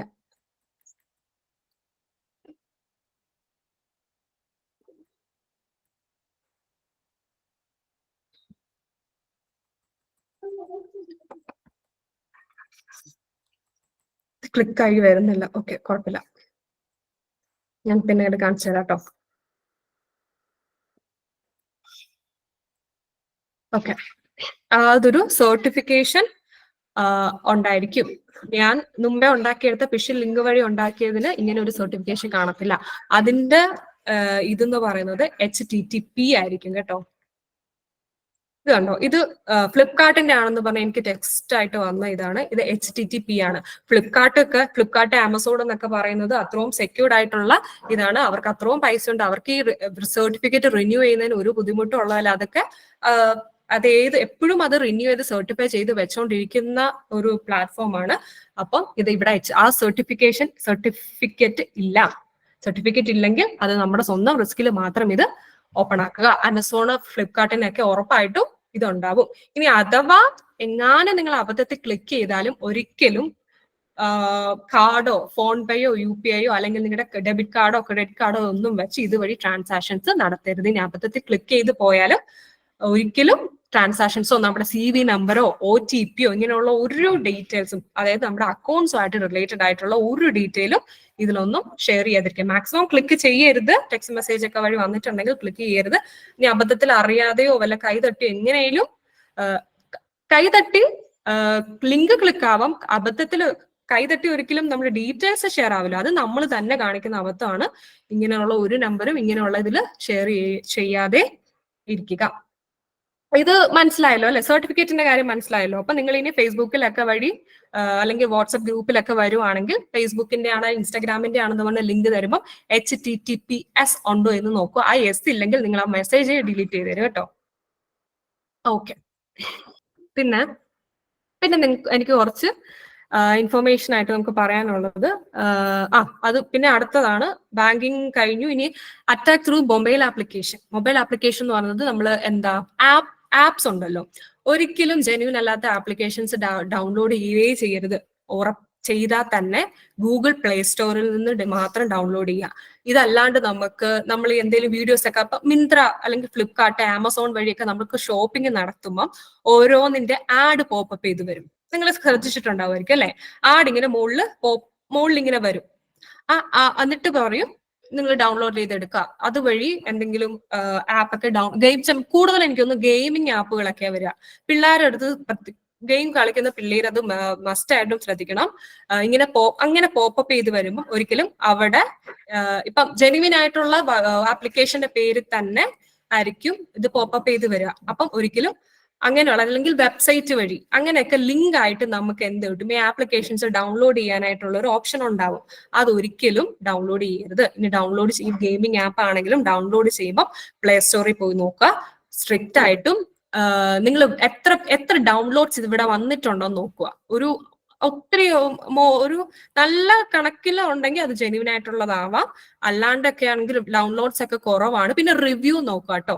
റിവ്യൂ ഒക്കെ നോക്കി ജെന്യൂൻ ആണെന്ന് ഉറപ്പ് വരുത്തിയതിന് ശേഷം മാത്രം ഡൗൺലോഡ് ചെയ്യുക. ഗൂഗിൾ പ്ലേ സ്റ്റോറിൽ നിന്ന് പ്ലേ സ്റ്റോറിലുള്ള എല്ലാം 90% വെരിഫൈഡ് തന്നെയാണ്. പിന്നെ 10% ഒക്കെ എന്തെങ്കിലുമൊക്കെ അത്രയും സ്കിൽഡ് ആയിട്ടുള്ള ഒരു ഇതെല്ലാം മറികടന്ന് എല്ലാം അങ്ങനെയാണല്ലോ. നമ്മളിപ്പോ മേലത്തിനൊക്കെ മരുന്നടിച്ചാലും ആദ്യമൊക്കെ കീടങ്ങൾ അതിനെ ചത്തുപോകും. കുറച്ച് കഴിയുമ്പോൾ അതിനെ തന്നെ പ്രതിരോധിക്കാൻ തുടങ്ങും. അങ്ങനെ തന്നെയാണ് ഇത് ഹാക്കേഴ്സും ചെയ്യുന്നത്. അവർ മനസ്സിലാക്കും, ഓക്കെ ഇന്ന രീതിയിൽ ചെയ്താൽ ഇതിനെ മറികടക്കാം. അങ്ങനെയുള്ള എല്ലാ ടാക്ടിക്സും യൂസ് ചെയ്തിട്ട് 10% ആപ്ലിക്കേഷൻസ് ഗൂഗിൾ പ്ലേ സ്റ്റോറിൽ ഉണ്ടാവും. അപ്പം അങ്ങനെയുള്ള ഡൗൺലോഡ് ചെയ്യുമ്പോൾ നിങ്ങൾ നോക്കുക, നമ്പർ നോക്കാട്ടോ. ഒരുപാട് ഒരു 10 മില്യൺ എബോ ഒക്കെ ഉള്ളതാണെങ്കിൽ, അല്ലെങ്കിൽ അത്രയും നമ്പർ പേര് ഡൗൺലോഡ് ചെയ്തിട്ടുള്ളതാണെങ്കിൽ അത് കുഴപ്പമില്ല. അല്ലാത്തതാണെങ്കിൽ ഡൗൺലോഡ് ചെയ്യാതിരിക്കുക. അല്ലാത്ത വെബ്സൈറ്റ് വഴി ഉള്ളത് ഒരു കാരണവശാലും ഡൗൺലോഡ് ചെയ്യരുത്. അതൊരിക്കലും ജെന്യൂൻ ആയിട്ടുള്ള വെബ്സൈറ്റ് ആയിരിക്കില്ല. ഇത് കൂടുതൽ ശ്രദ്ധിക്കേണ്ടത് ഗെയിം ഒക്കെ കളിക്കുന്ന ഗെയിം ആയിട്ടുള്ളതൊക്കെ ആയിരിക്കും കേട്ടോ. ഇപ്പൊ എനിക്ക് സമയമില്ല ഇത്രയും ചെയ്യണം. ഇപ്പൊ ഞാൻ തന്നെ അയച്ചു തന്നില്ലേ ലിങ്ക്, ഒരു ഇൻസ്റ്റാഗ്രാമിന്റെ അയച്ചു തന്നില്ലേ, അത് ശരിക്കും ഇൻസ്റ്റാഗ്രാമിന്റെ ഒരു വെബ് പേജാ. അതിപ്പം എനിക്ക് ഏതെങ്കിലും ഒരു വെബ്സൈറ്റിൽ ഒരു ആഡ് ആയിട്ട് ഇട്ടാൽ നിങ്ങൾ ഇൻസ്റ്റാഗ്രാം ഇല്ലാത്ത ഒരാൾ അവിടുത്തെ ക്ലിക്ക് ചെയ്ത് അതാ നിങ്ങളുടെ മൊബൈലിൽ ഡൗൺലോഡ് ചെയ്തെങ്കിൽ ഞാൻ ഉണ്ടാക്കിയെടുത്ത ഇൻസ്റ്റാഗ്രാം ആയിരിക്കും നിങ്ങൾക്ക് കിട്ടുക. അതിൻ്റെ അകത്ത് നമ്മൾ അക്കൗണ്ട് എടുത്തു കഴിഞ്ഞാൽ നിങ്ങൾ എന്തെല്ലാമാണോ ചെയ്യുന്നത്, നിങ്ങളുടെ പാസ്വേഡ് എല്ലാം എനിക്ക് എൻ്റെ ലാപ്ടോപ്പിൽ കാണാനായിട്ട് പറ്റും. ഇതിങ്ങനെയാണ് ഈ ഹാക്കിംഗ് രീതികൾ പോകുന്നത്. അപ്പൊ അതുകൊണ്ട് അത് ശ്രദ്ധിക്കുക. പിന്നെ അതാണ് മൊബൈൽ ആപ്ലിക്കേഷൻ വഴിയിട്ടുള്ള അറ്റാക്ക്. പിന്നെ പേഴ്സണൽ കമ്പ്യൂട്ടേഴ്സിൽ വരുന്ന അറ്റാക്ക് അത് ഇതുപോലെയാണ്. എന്തെങ്കിലും നമ്മൾ ഫയൽസ് ഒക്കെ ഡൗൺലോഡ് ചെയ്ത് വെക്കുക, നമ്മൾ ഫയലായിട്ടൊക്കെ ഡൗൺലോഡ് ചെയ്ത് വരത്തില്ലേ, അന്നേരമൊക്കെ ഇത് കമ്പ്യൂട്ടറിൽ ഉണ്ടാകുന്ന അറ്റാക്കാണ്. ഇത് അറ്റാക്സ് ആണ് അത്. പിന്നെ വേറൊരു കാര്യം, ഈ ഹാക്കേഴ്സ് അല്ലെങ്കിൽ ഇത് ഇനിയിപ്പോ ഞാൻ പറയുന്നത് ഹാക്കറിന്റെ ബേസിസിലുള്ള ഒരു കാര്യമല്ല കേട്ടോ. ഒരു ഇമ്പോർട്ടന്റ് ആയിട്ടുള്ള ഒരു ടോപ്പിക് ആട്ടോ ഇത്, റിവെഞ്ച് പോണോഗ്രഫി എന്നാന്ന് വെച്ചാൽ, ഇപ്പം ഈ സൈക്കോളജിക്കൽ നമുക്ക് അതിനു മുൻപായിട്ട് ഞാൻ പറയാൻ പോകുന്നത്, ഒരിക്കലും പരിചയമില്ലാത്ത നമ്പറിൽ നിന്ന് വരുന്ന വീഡിയോ കോൾസ് അറ്റൻഡ് ചെയ്യരുത്. ഒരിക്കലും അറ്റൻഡ് ചെയ്യരുത്. അങ്ങനെ കോള് വന്നിട്ടുണ്ടെങ്കിൽ കട്ട് ചെയ്ത് വിടുക. ഇപ്പൊ നമ്മുടെ ഫ്രണ്ട്സോ ആരെങ്കിലും പുതിയ നമ്പർ എടുത്തിട്ട് വിളിക്കുന്നതാണെങ്കിൽ അത് നമുക്ക് മെസ്സേജ് അയക്കട്ടെ, ഞാൻ ഇന്ന ആളാണ് അല്ലെങ്കിൽ ഇന്ന ആളാണെന്ന് പറഞ്ഞ് മെസ്സേജ് അയച്ച് അവരാണെന്ന് ഉറപ്പ് വരുത്തിയതിനു ശേഷം മാത്രം പുതിയ നമ്പറിൽ നിന്ന് വരുന്ന വീഡിയോ കോൾസ് അറ്റൻഡ് ചെയ്യുക. ഇപ്പൊ ഒരു ഭയങ്കരമായിട്ട് പോപ്പുലർ ആയിട്ട് വരുന്ന ഒരു പ്രശ്നമാണ്, അൺനോൺ നമ്പറിൽ നമ്മൾ വീഡിയോ കോൾ ചെയ്യും. നമ്മൾ ആരാണെന്ന് അറിയാനായിട്ട് ഓൺ ആക്കും, ചിലപ്പോൾ അബദ്ധത്തിലോ അറിയാതെയോ ഓൺ ആക്കും. ഓൺ ആക്കി കഴിയുമ്പോൾ നമ്മുടെ ഫേസ് കാണും. ഓപ്പോസിറ്റ് ഉള്ളത് നമുക്ക് ഒന്നും കാണാൻ പറ്റത്തില്ല. ജസ്റ്റ് ഒരു 1 സെക്കൻഡോ 2 സെക്കൻഡിലോ വീഡിയോ മാത്രമേ അതുള്ളായിരിക്കും. പക്ഷെ കുറച്ച് കഴിയുമ്പോഴത്തേനും അവർ നമുക്ക് അയച്ചു തരും നേക്കഡ് ആയിട്ടുള്ള, ഓപ്പോസിറ്റ് ഉള്ള ആൾ നേക്കഡ് ആയിട്ടുള്ള എന്തെങ്കിലും വീഡിയോ ഒക്കെ നമുക്ക് അയച്ചു തരും. എന്നിട്ട് പറയും, എനിക്ക് ഇന്ന എത്ര പൈസ ഇന്ന സമയത്തിനുള്ളിൽ ഈ അക്കൗണ്ടിലോട്ട് ട്രാൻസ്ഫർ ചെയ്തിട്ടില്ലെങ്കിൽ ഞാനിത് നിങ്ങളുടെ സുഹൃത്തുക്കൾക്കൊക്കെ അറിയിക്കും. അപ്പം എന്താ അവര് വിചാരിക്കുമ്പോൾ നമ്മളത് അങ്ങനെയുള്ള വീഡിയോ കോൾ അറ്റൻഡ് ചെയ്തു എന്നല്ലേ നമ്മൾ ആൾക്കാരെ കാണുമ്പോൾ ഓർക്കത്തുള്ളൂ. ഇപ്പൊ ഇതിങ്ങനെ പോപ്പുലറായി വന്നത് കൊണ്ട് കുറെയൊക്കെ അറിയുന്നുണ്ട്. എങ്കിൽ പോലും അങ്ങനെ പിള്ളേരോ അങ്ങനെയൊക്കെ എന്തെങ്കിലുമൊക്കെ അബദ്ധത്തിൽ പറ്റിയിട്ടുണ്ടെങ്കിൽ അവർക്ക് പേടിയാണ് അമ്മമാരോടൊക്കെ പറയാൻ. ആദ്യം അവർ വഴക്ക് പറയും, നീ എന്തിനാ അത് എടുത്തതെന്ന് ചോദിച്ച് വഴക്ക് പറയും. പക്ഷെ എന്ത് ചെയ്യുക, അത് അങ്ങനെ പിള്ളേർക്കാണ് അങ്ങനെ സംഭവിച്ചിട്ടുണ്ടെങ്കിൽ ഉറപ്പായിട്ടും അവർ തന്നെ അത് പേടിച്ച് കഴിയാതെ, ഇതെങ്ങനെ ഉള്ളവരെല്ലാവരും ഉണ്ടല്ലോ, സൈബർ ക്രൈമോ അല്ലെ ഏതൊരു ടൈപ്പ് ക്രൈം ആണെങ്കിലും എല്ലാവരും നമ്മുടെ ഭയത്തെയാണ് അവര് എന്ത് ചെയ്യുക ടാർഗറ്റ് ചെയ്യുന്നത്. നമ്മൾ പേടിച്ചിരുന്നു കഴിഞ്ഞാൽ അവർക്ക് ഇത് ഭയങ്കര എളുപ്പമാണ്. ഈ സംഭവമാണ് നമ്മുടെ ദൃശ്യ സിനിമയ്ക്കകത്ത് ഈ സംഭവം അല്ലേ, ജോർജ് കുട്ടി ആ ആളെ കൊല്ലുന്നതിന് പകരം ജസ്റ്റ് ഒരു കേസ് കൊടുത്തിരുന്നെങ്കിൽ തീരാവുന്ന പ്രശ്നമാണ്. അപ്പൊ നമ്മൾ വിചാരിക്കും ഈ കേസിനൊക്കെ പോയിട്ടുണ്ടെങ്കിൽ നാണക്കേടാണ്, പോലീസ് സ്റ്റേഷനിൽ പോകുമ്പോൾ നാട്ടുകാർ കാണും, അല്ലെങ്കിൽ പോലീസ് സ്റ്റേഷനിലെ ഇന്ന ആൾ എന്റെ വീടിന്റെ അടുത്ത ആള് അവരൊക്കെ പറയും ഇന്ന സംഭവം ഉണ്ട്, നമുക്കൊരു നാണക്കേട് എന്നുള്ള പേരിൽ നമ്മൾ ഇതൊന്നും ചെയ്യത്തില്ല. അപ്പൊ നാണക്കേടൊന്നും വിചാരിക്കേണ്ടില്ല. നമുക്ക് പോർട്ടൽസ് അവൈലബിൾ ആട്ടോ. National cyber crime reporting portal available ആണ്. അതിൻ്റെ അകത്ത് നിങ്ങൾക്ക് രജിസ്റ്റർ ചെയ്യുക. അതായത് നമ്മൾ ആരാണെന്ന് അറിയിക്കേണ്ട പോലും ആവശ്യമില്ല. ഇത് കാണാൻ പറ്റുന്നുണ്ടോ? കാണാലോ അല്ലേ? സ്ക്രീൻ കാണാലോ? ഓക്കെ.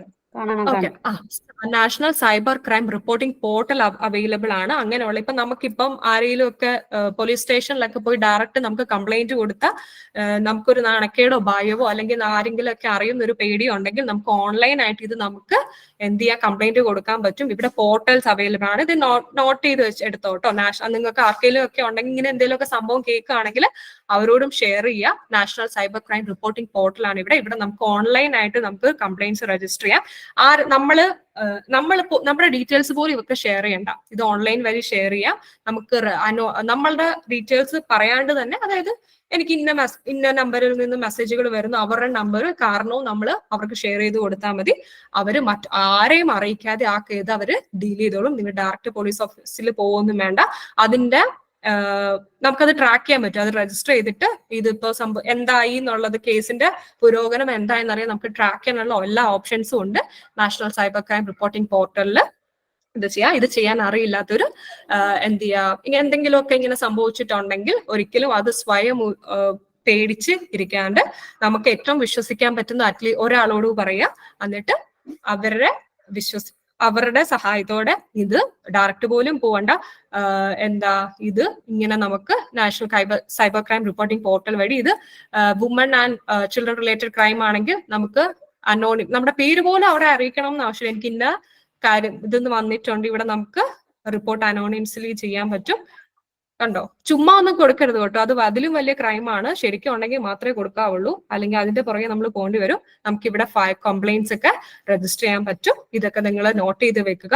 ആർക്കെങ്കിലും സഹായം ആവശ്യം ഉണ്ടെങ്കിൽ നിങ്ങൾ പറഞ്ഞു കൊടുക്കുക. ഇങ്ങനെയൊക്കെ ഉണ്ട്. ഒരിക്കലും നമ്മൾ പേടിച്ചിരുന്ന് ചെയ്തു കഴിഞ്ഞാൽ അവർ പറയുന്ന കാര്യങ്ങൾ നമ്മൾ ചെയ്തോ പൈസ ആവാം. ആദ്യത്തെ തവണ ചിലപ്പം സ്ത്രീകൾക്കും പിള്ളേർക്കും ഒക്കെയാണ് ആദ്യത്തെ തവണ പൈസ ആവാം. ചിലപ്പോൾ അടുത്ത തവണ അവർ പൈസ ആയിരിക്കണമല്ലോ ചോദിക്കേണ്ടിരിക്കും. അതല്ലേ നമ്മുടെ സിനിമയിൽ സംഭവിച്ചത്. സിനിമയുടെ പേരെന്തായിരുന്നു? ദൃശ്യത്തിൽ സംഭവിച്ചത്. ജസ്റ്റ് ഇതൊരു national cyber crime reporting portal register ചെയ്തെങ്കിൽ തീരാമെന്ന പ്രശ്നമാണ് 2 സിനിമയാക്കി മാറ്റിയത്. സിനിമയാണല്ലോ, പക്ഷെ ജീവിതത്തിലും ചിലപ്പോൾ ഇങ്ങനെയുള്ള കാര്യങ്ങളൊക്കെ സംഭവിക്കാനുള്ള ചാൻസ് ഉണ്ട്. ഇങ്ങനെയുള്ളവർ എല്ലാവരും കീഴ്പ്പെടുത്താൻ നോക്കുന്ന നമ്മുടെ ഭയത്തെയാണ്. പേടിച്ചിരിക്കരുത്. നമ്മൾ എന്ത് ചെയ്യാ, ഭയത്തെ മറികടക്കുക. ഓക്കെ. അതുപോലെ ഇത് സമയം അതിക്രമിച്ചെന്ന് എനിക്കറിയാം. ഞാൻ ഓടിച്ച് പെട്ടെന്ന് തീർക്കാം കേട്ടോ. 8:05 അടുത്തത്. ഓക്കെ. പിന്നെ കുറച്ച് ടിപ്സ് കേട്ടോ. നിങ്ങൾ ഇതൊക്കെ ഒന്ന് എല്ലാവരും ഒന്ന് നോട്ട് ചെയ്ത് വെക്കുകയാണെങ്കിൽ അത്ര നല്ലതായിരിക്കും. എപ്പോഴും നമ്മൾ സോഷ്യൽ മീഡിയ ഏത് പാസ്വേഡ് ഇട്ടാലും അത് നല്ല സ്ട്രോങ് ആയിട്ടുള്ള പാസ്വേഡ് ഇട്ട് വെക്കുക. അതായത് ഇപ്പൊ ഒരു സ്ട്രോങ് പാസ്വേഡ് എന്ന് പറയുമ്പോൾ അതിൻ്റെ അകത്ത് ക്യാപിറ്റൽ ലെറ്റർ ഉണ്ടായിരിക്കണം, സ്മോൾ ലെറ്റർ ഉണ്ടായിരിക്കണം, ഡിജിറ്റ് ഉണ്ടായിരിക്കണം, എന്തെങ്കിലും ഇങ്ങനെ പ്ലസ് സ്റ്റാർ ഒക്കെ പോലത്തെ ഇല്ലേ, അങ്ങനെ അറ്റോ സ്റ്റാറോ അങ്ങനെയൊക്കെ ഉണ്ടായിരിക്കണം. പിന്നെ വേറൊരു കാര്യം, നമുക്ക് എല്ലാവർക്കും ഉള്ളൊരു പ്രവണതയാണ്, ഇപ്പൊ എന്റെ പേര് ബിനീഷ എന്നുള്ള യൂസർ ആണെങ്കിൽ പാസ്വേഡ് ഞാൻ ബിനീഷ @123 അല്ലെങ്കിൽ ഡേറ്റ് ഓഫ് ബർത്തോ എന്തെങ്കിലുമൊക്കെ ഇട്ട് വെക്കും. ബിനീഷ ബിനീഷ @123 അല്ലെങ്കിൽ ബിനീഷ @361 അല്ലെങ്കിൽ അങ്ങനെയൊക്കെ ഇട്ട് വെക്കും. ഒരിക്കലും നിങ്ങളുടെ യൂസർ നെയിം എന്താണോ അതേ പേരിൽ പാസ്വേഡ് ക്രിയേറ്റ് ചെയ്യാതിരിക്കാനായിട്ട് നോക്കുക. കാരണം നമുക്ക് ഹാക്കേഴ്സിന് ടൂൾസ് അവൈലബിൾ ആണ്. നമുക്ക് ഇങ്ങനെ കോമ്പിനേഷൻസ് ഇട്ട് നോക്കാൻ പറ്റും. അപ്പൊ നമുക്ക് യൂസർ നെയിം എന്തറിഞ്ഞു, ബിനീഷ എന്നാന്ന് അറിഞ്ഞു. അപ്പൊ പാസ്വേഡ് ഇങ്ങനെ കോമ്പിനേഷൻസ് നമുക്ക് ഗസ് ചെയ്തിട്ട് ഇട്ട് നോക്കാൻ പറ്റും. ബിനീഷ @123 അല്ലെങ്കിൽ എന്നിട്ട് അതിന്റെ പല കോമ്പിനേഷൻസ് ക്യാപിറ്റൽ സ്മോൾ അങ്ങനെ ടൂൾ വഴിയാട്ടോ. നമ്മൾ കൈ കൊണ്ട് അടിക്കുവാണെങ്കിൽ 2 എണ്ണം ആവുമ്പത്തേനും അത് ലോഗൌട്ട് ആയി പോകും. പക്ഷെ അല്ലാണ്ട് നമുക്ക് ടൂൾ അവൈലബിൾ ആണ്. ആ ടൂൾ വഴി നമ്മൾ തന്നെ ചെയ്യുമ്പോൾ കുറച്ച് ചെയ്യുമ്പോൾ നമ്മൾ മടുക്കുമല്ലോ. ഇതെല്ലാം നമുക്ക് ടൂൾ ഉണ്ട്. ടൂൾ വഴി ഇട്ട് കൊടുത്താൽ ഈ കോമ്പിനേഷൻ റാൻഡംലി സിസ്റ്റം തന്നെ റൺ ചെയ്തിട്ട് കറക്റ്റ് ആവുന്നതിന് സക്സസ്ഫുൾ എന്ന് പറഞ്ഞ് കാണിക്കും. ഇപ്പം എല്ലാം കൂടെ എനിക്ക് ചെയ്ത് കാണിക്കാനായിട്ട് പറ്റില്ല, അതുകൊണ്ടാണ് ചെയ്യാത്തത്. അങ്ങനെയുള്ള ടൂൾസ് അവൈലബിൾ ആണ്, അതുകൊണ്ട് ശ്രദ്ധിക്കുക. പാസ്വേഡ് ഇടുമ്പോൾ ഒരിക്കലും നമ്മുടെ യൂസർ നെയിം തന്നെ പാസ്വേഡ് ആയിട്ട് ഇടാതിരിക്കുക. അതായത് അമ്പിളി എന്നാണ് പേരെങ്കിൽ അമ്പിളിയേറ്റ് 123 അല്ലെങ്കിൽ അമ്പിളിയേറ്റ് ഡേറ്റ് ഓഫ് ബർത്ത് അങ്ങനെ പേരിടാതിരിക്കുക. ഒരു ബന്ധമില്ലാത്ത ഒരു ഇത് മാത്രം എന്ത് ചെയ്യുക, പാസ്വേഡ് ആയിട്ട് ഇടുക. അല്ലെങ്കിൽ ഹസ്ബൻഡിന്റെ പേരോ അച്ഛന്റെ പേരോ അങ്ങനെ പോലും ഇടാതിരിക്കും. കാരണം നമ്മുടെ ഇനിഷ്യൽ ബാക്കി അവർക്ക് അറിയാലോ. അപ്പൊ ഇതൊക്കെ അവര് ഗസ് ചെയ്ത് പോലും ട്രൈ ചെയ്ത് കണ്ടുപിടിക്കുക. അപ്പൊ അങ്ങനെ വരുമ്പോൾ ലിങ്കിനൊന്നും ആവശ്യമില്ല. റാൻഡമിൽ ഇങ്ങനെ ഇട്ട് കൊടുത്ത് നമുക്ക് പാസ്വേഡ് കിട്ടും. അപ്പൊ നമ്മളായിരിക്കും ഞാൻ ലിങ്കിലൊന്നും ക്ലിക്ക് ചെയ്തില്ല, പിന്നെ എങ്ങനെ എന്റെ പാസ്വേഡ് പോയി എന്ന് ചിന്തിച്ചാൽ ഇങ്ങനെയും പറ്റും. അതുകൊണ്ട് സ്ട്രോങ് പാസ്വേഡ് ഇട്ട് വെക്കുക. പെട്ടെന്ന് അതിലോട്ട് എത്തിപ്പെടാൻ പറ്റാത്ത രീതിയിൽ പാസ്വേഡ് ഇട്ട് വെക്കുക. പിന്നെ വേറൊരു കാര്യമുണ്ട്, നമ്മൾ തന്നെയാട്ടോ ഇതൊക്കെ ഷെയർ ചെയ്ത് കൊടുക്കും. ഇപ്പൊ ചിലപ്പം പാസ്വേഡ് ഇട്ടു, അപ്പൊ നമ്മൾ വിചാരിക്കും അപ്പൊ എന്റെ പേരിടണ്ട, എന്നാ ഞാൻ എന്റെ വീട്ടിലെ പെറ്റ് ഡോഗോ ക്യാറ്റോ എന്റെ പേരൊക്കെ ഇടാം. ഇപ്പൊ ഒരു പുസി എന്ന ക്യാറ്റിന്റെ പേരെങ്കിൽ നമ്മൾ വാട്സപ്പിൽ അല്ലെങ്കിൽ സ്റ്റാറ്റസ് ഇടുമ്പോഴോ ഇൻസ്റ്റാഗ്രാമിലോ ഒക്കെ സ്റ്റാറ്റസ് ഇട്ട് വെച്ചിട്ടുണ്ടാവും വിത്ത് മൈ പുസി എന്ന് പറഞ്ഞിട്ട് ഇൻസ്റ്റാഗ്രാമിൽ. അപ്പൊ അതിന്റെ അകത്തുനിന്ന് നമുക്ക് പേര് കിട്ടി. അതും വേണം ഇവർ ട്രൈ ചെയ്ത് നോക്കാം. അപ്പൊ ആദ്യത്തെ ഒരു തവണ ട്രൈ ചെയ്തു, ഹസ്ബൻഡിന്റെ പേര് ട്രൈ ചെയ്തു, അച്ഛന്റെ പേര് ട്രൈ ചെയ്തു, വന്നില്ല, മക്കളുടെ പേര് ട്രൈ ചെയ്ത് വന്നില്ല. അപ്പൊ അവർ വിചാരിക്കും എന്നാ ഇനി ചിലപ്പം ഇതൊന്നും ഇല്ലാതെ ഇതല്ലല്ലോ, എന്നാ ഇനി കാറ്റിന്റെ പേര് വെച്ച് ട്രൈ ചെയ്യാന്ന് വെച്ച് നോക്കിയാ അത് വെച്ചും പാസ്വേഡ് ആക്കാം. അതുകൊണ്ട് അത് നമ്മൾ തന്നെ ആട്ടോ ഇട്ടു എന്ന് പറഞ്ഞ പേരൊക്കെ ഇട്ട് വെക്കും. അങ്ങനെയും അത് ഹാക്കേഴ്സ് പല രീതിയിൽ ട്രാക്ക്, അത് അപ്പൊ തന്നെ മനസ്സിലായില്ലേ, നമ്മൾ തന്നെയാണ് നമ്മളോട് എത്താനുള്ള വഴികൾ ഇവർക്ക് ഷെയർ ചെയ്ത് കൊടുക്കാം.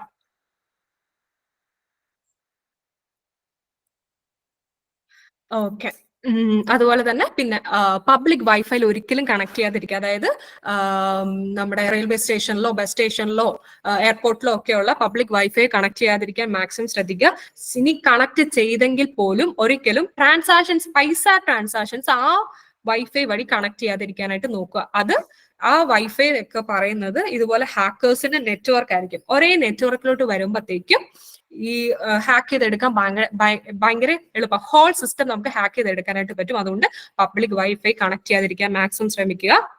കണക്ട് ചെയ്തെങ്കിൽ പോലും വല്ല കോൾ ചെയ്യാനോ വാട്സപ്പ് അങ്ങനെയുള്ള മെസ്സേജ് എടുക്കാനോ മാത്രമേ ചെയ്യുള്ളൂ. ഒരിക്കലും ഓൺലൈൻ ട്രാൻസാക്ഷൻസ്, അതായത് നമ്മുടെ UPI പിന്നൊക്കെ അടിച്ചിട്ടുള്ള ട്രാൻസാക്ഷൻസ്, ഓൺലൈൻ ട്രാൻസാക്ഷൻസ് അതുവഴി ചെയ്യരുത്. പിന്നെ ഒരിക്കലും സ്ട്രേഞ്ചേഴ്സുമായിട്ട് ഫോൺ ഷെയർ ചെയ്യരുത്. ഇപ്പൊ വന്നേക്കുന്ന ഒരു ട്രിക്കാണ്, നമ്മളിപ്പം ഓൾറെഡി നമുക്ക് OTP വഴിയൊക്കെ നമ്മുടെ അക്കൗണ്ട്സ് ഒക്കെ ഹാക്ക് ചെയ്ത് ഓൾറെഡി നമ്മുടെ അക്കൗണ്ട് ഹാക്ക് ചെയ്ത് വെച്ചിരിക്കുകയാണെന്ന് വിചാരിക്കുക. എങ്ങനെ എന്നിട്ട് നമുക്ക് ആകെ ആവശ്യം നമ്മുടെ OTP ആണെന്ന് വിചാരിക്കുക. അവരെ നമുക്കറിയാവുന്ന അല്ലെങ്കിൽ നമ്മുടെ അതിലോട്ട് എത്തിയ ഒരു ഹാക്കർ ആണെന്ന് വിചാരിക്കുക. അവർ ഒരു ട്രിക്ക് യൂസ് ചെയ്യും. നമ്മുടെ റാൻഡംലി ഇവിടെ റെയിൽവേ സ്റ്റേഷനിലോ ഇരിക്കുകയാണെങ്കിൽ വേറൊരാളെ സഹായിനെ വിടും. എന്നിട്ട് എന്റെ ഫോൺ ഒന്ന് പോയിരിക്കുക, എനിക്ക് ജസ്റ്റ് ഒരു കോൾ ചെയ്യാനായിട്ട് ഒരു ഫോൺ തരാമോ എന്ന് ചോദിച്ച് ഫോൺ എടുക്കുന്നു, കോൾ ചെയ്യുന്നു. ആ ടൈമിൽ നമ്മൾ പോലും മനസ്സിലാവാത്ത രീതിയിൽ എന്ത് ചെയ്യാ, അവര് ആ ഫോൺ ചെയ്യുന്ന ടൈമിലായിരിക്കും ഇവർ OTP അവിടെ നിന്ന് സെൻഡ് ചെയ്യുക. ഇവര് കോളിൽ പറയും ഓക്കെ ഞാൻ എന്റെ കയ്യിലാണ്, അത് കോഡ് ഭാഷയിലായിരിക്കും അവർ സംസാരിക്കുന്നത്, നമുക്ക് മനസ്സിലാവത്തില്ല. അവര് ചിലപ്പോ അവര് പറയുന്നത് അമ്മ ഹോസ്പിറ്റലിലായിരിക്കും, ഞാൻ ഹോസ്പിറ്റലിലോട്ട് എത്താം കേട്ടോ, OTP നീ അയച്ചേക്ക് എന്ന് പറയും. അപ്പൊ എന്താണ്, കറക്റ്റ് ടൈമിൽ അയച്ചേക്ക് എന്ന് പറയുമ്പോൾ കോഡാണ്, ഫോൺ ആളുടെ കയ്യിലാണെന്ന് അവർ മനസ്സിലാക്കുന്നു, OTP അയക്കുന്നു. ചിലപ്പോ 1050 എന്നാണ് OTP എങ്കിൽ അവർക്ക് പറയാം 10:50 ഞാൻ അവിടെ എത്താം. അങ്ങനെ വരെ രീതിയിൽ നമുക്ക് മനസ്സിലാവത്തില്ല. കേൾക്കുന്നവരും ഓർക്കും കറക്റ്റ് ആണോ, അല്ലെങ്കിൽ എന്തെങ്കിലും ഇന്ന സമയത്ത് എത്താമെന്നോ, അല്ലെങ്കിൽ ഇത്ര പൈസ നീ അയക്കുക, 10,050 രൂപ നീ അയക്കുക, ഇങ്ങനെയുള്ള രീതിയിലായിരിക്കും അവർ പറയുന്നത്. കേൾക്കുന്നത് നമുക്ക് മനസ്സിലാവത്തില്ല, നമ്മുടെ OTP ആണ് പറഞ്ഞു കൊടുക്കുന്നതെന്ന് നമ്മൾ കാഷ്വൽ കോൾ ആണല്ലോ എന്ന് വിചാരിച്ച് കൊടുക്കും. ഒരിക്കലും സ്ട്രേഞ്ചേഴ്സിന് നമ്മൾ ഫോണ് പാസ് ചെയ്യാതിരിക്കാൻ നോക്കുക. അല്ലെങ്കിൽ ഓക്കെ, പിന്നെ സെർവറിൽ പാസ്വേഡ് സേവ് ചെയ്യരുത്. പിന്നെ നിങ്ങളുടെ CV നമ്പർ, കാർഡിന്റെ CV നമ്പർ, UPI പിന്നൊന്നും ചുമ്മാ കാഷ്വലി എവിടെയൊക്കെ എഴുതി വെക്കാതിരിക്കാൻ നോക്കുക. ചിലർക്കൊക്കെ ഉള്ളൊരു ഇതാണ്, ഈ ATM കാർഡിന്റെ പിൻ നമ്പർ ATM കാർഡിൽ തന്നെ എഴുതി വെക്കും, പേപ്പറൊക്കെ വെച്ച് എളുപ്പത്തിന് വേണ്ടിയിട്ടാ, ATM പോകുമ്പോൾ മറന്നു പോകാതിരിക്കാൻ വേണ്ടിയിട്ട്. അതൊന്നും അങ്ങനെ ചെയ്യാതിരിക്കുക. പിന്നെ അൺസേഫ് ആയിട്ടുള്ള ലിങ്ക് ഒക്കെ ഓപ്പൺ ആവാതിരിക്കുക. പിന്നെ ആന്റിവൈറസ്, അതായത് നമ്മുടെ ലാപ്പിലും ഫോണിലൊക്കെ ആന്റിവൈറസ് ഒക്കെ ഉണ്ട്, അതൊക്കെ അപ്ഡേറ്റ് ആക്കി വെക്കുക. അത് ഞാൻ കാണിച്ചു തരാം. നമുക്ക് പോർട്ടൽ ഉണ്ട്, സൈബർ സ്വച്ഛ് കേന്ദ്ര എന്ന് പറഞ്ഞിട്ട്. ഇത് നമ്മുടെ സെൻട്രൽ ഗവൺമെന്റ് തരുന്ന ഒരു വെബ്സൈറ്റ് ആണ്. അല്ലെങ്കിൽ അവർ നമുക്ക് ആന്റി വൈറസസ് ഒക്കെ പ്രൊവൈഡ് ചെയ്തിട്ടുണ്ട്. വിൻഡോസിനുണ്ട്, നമ്മുടെ ലാപ്ടോപ്പിന് വേണ്ടിയിട്ടുള്ളതുണ്ട്. ഒരു മിനിറ്റ്.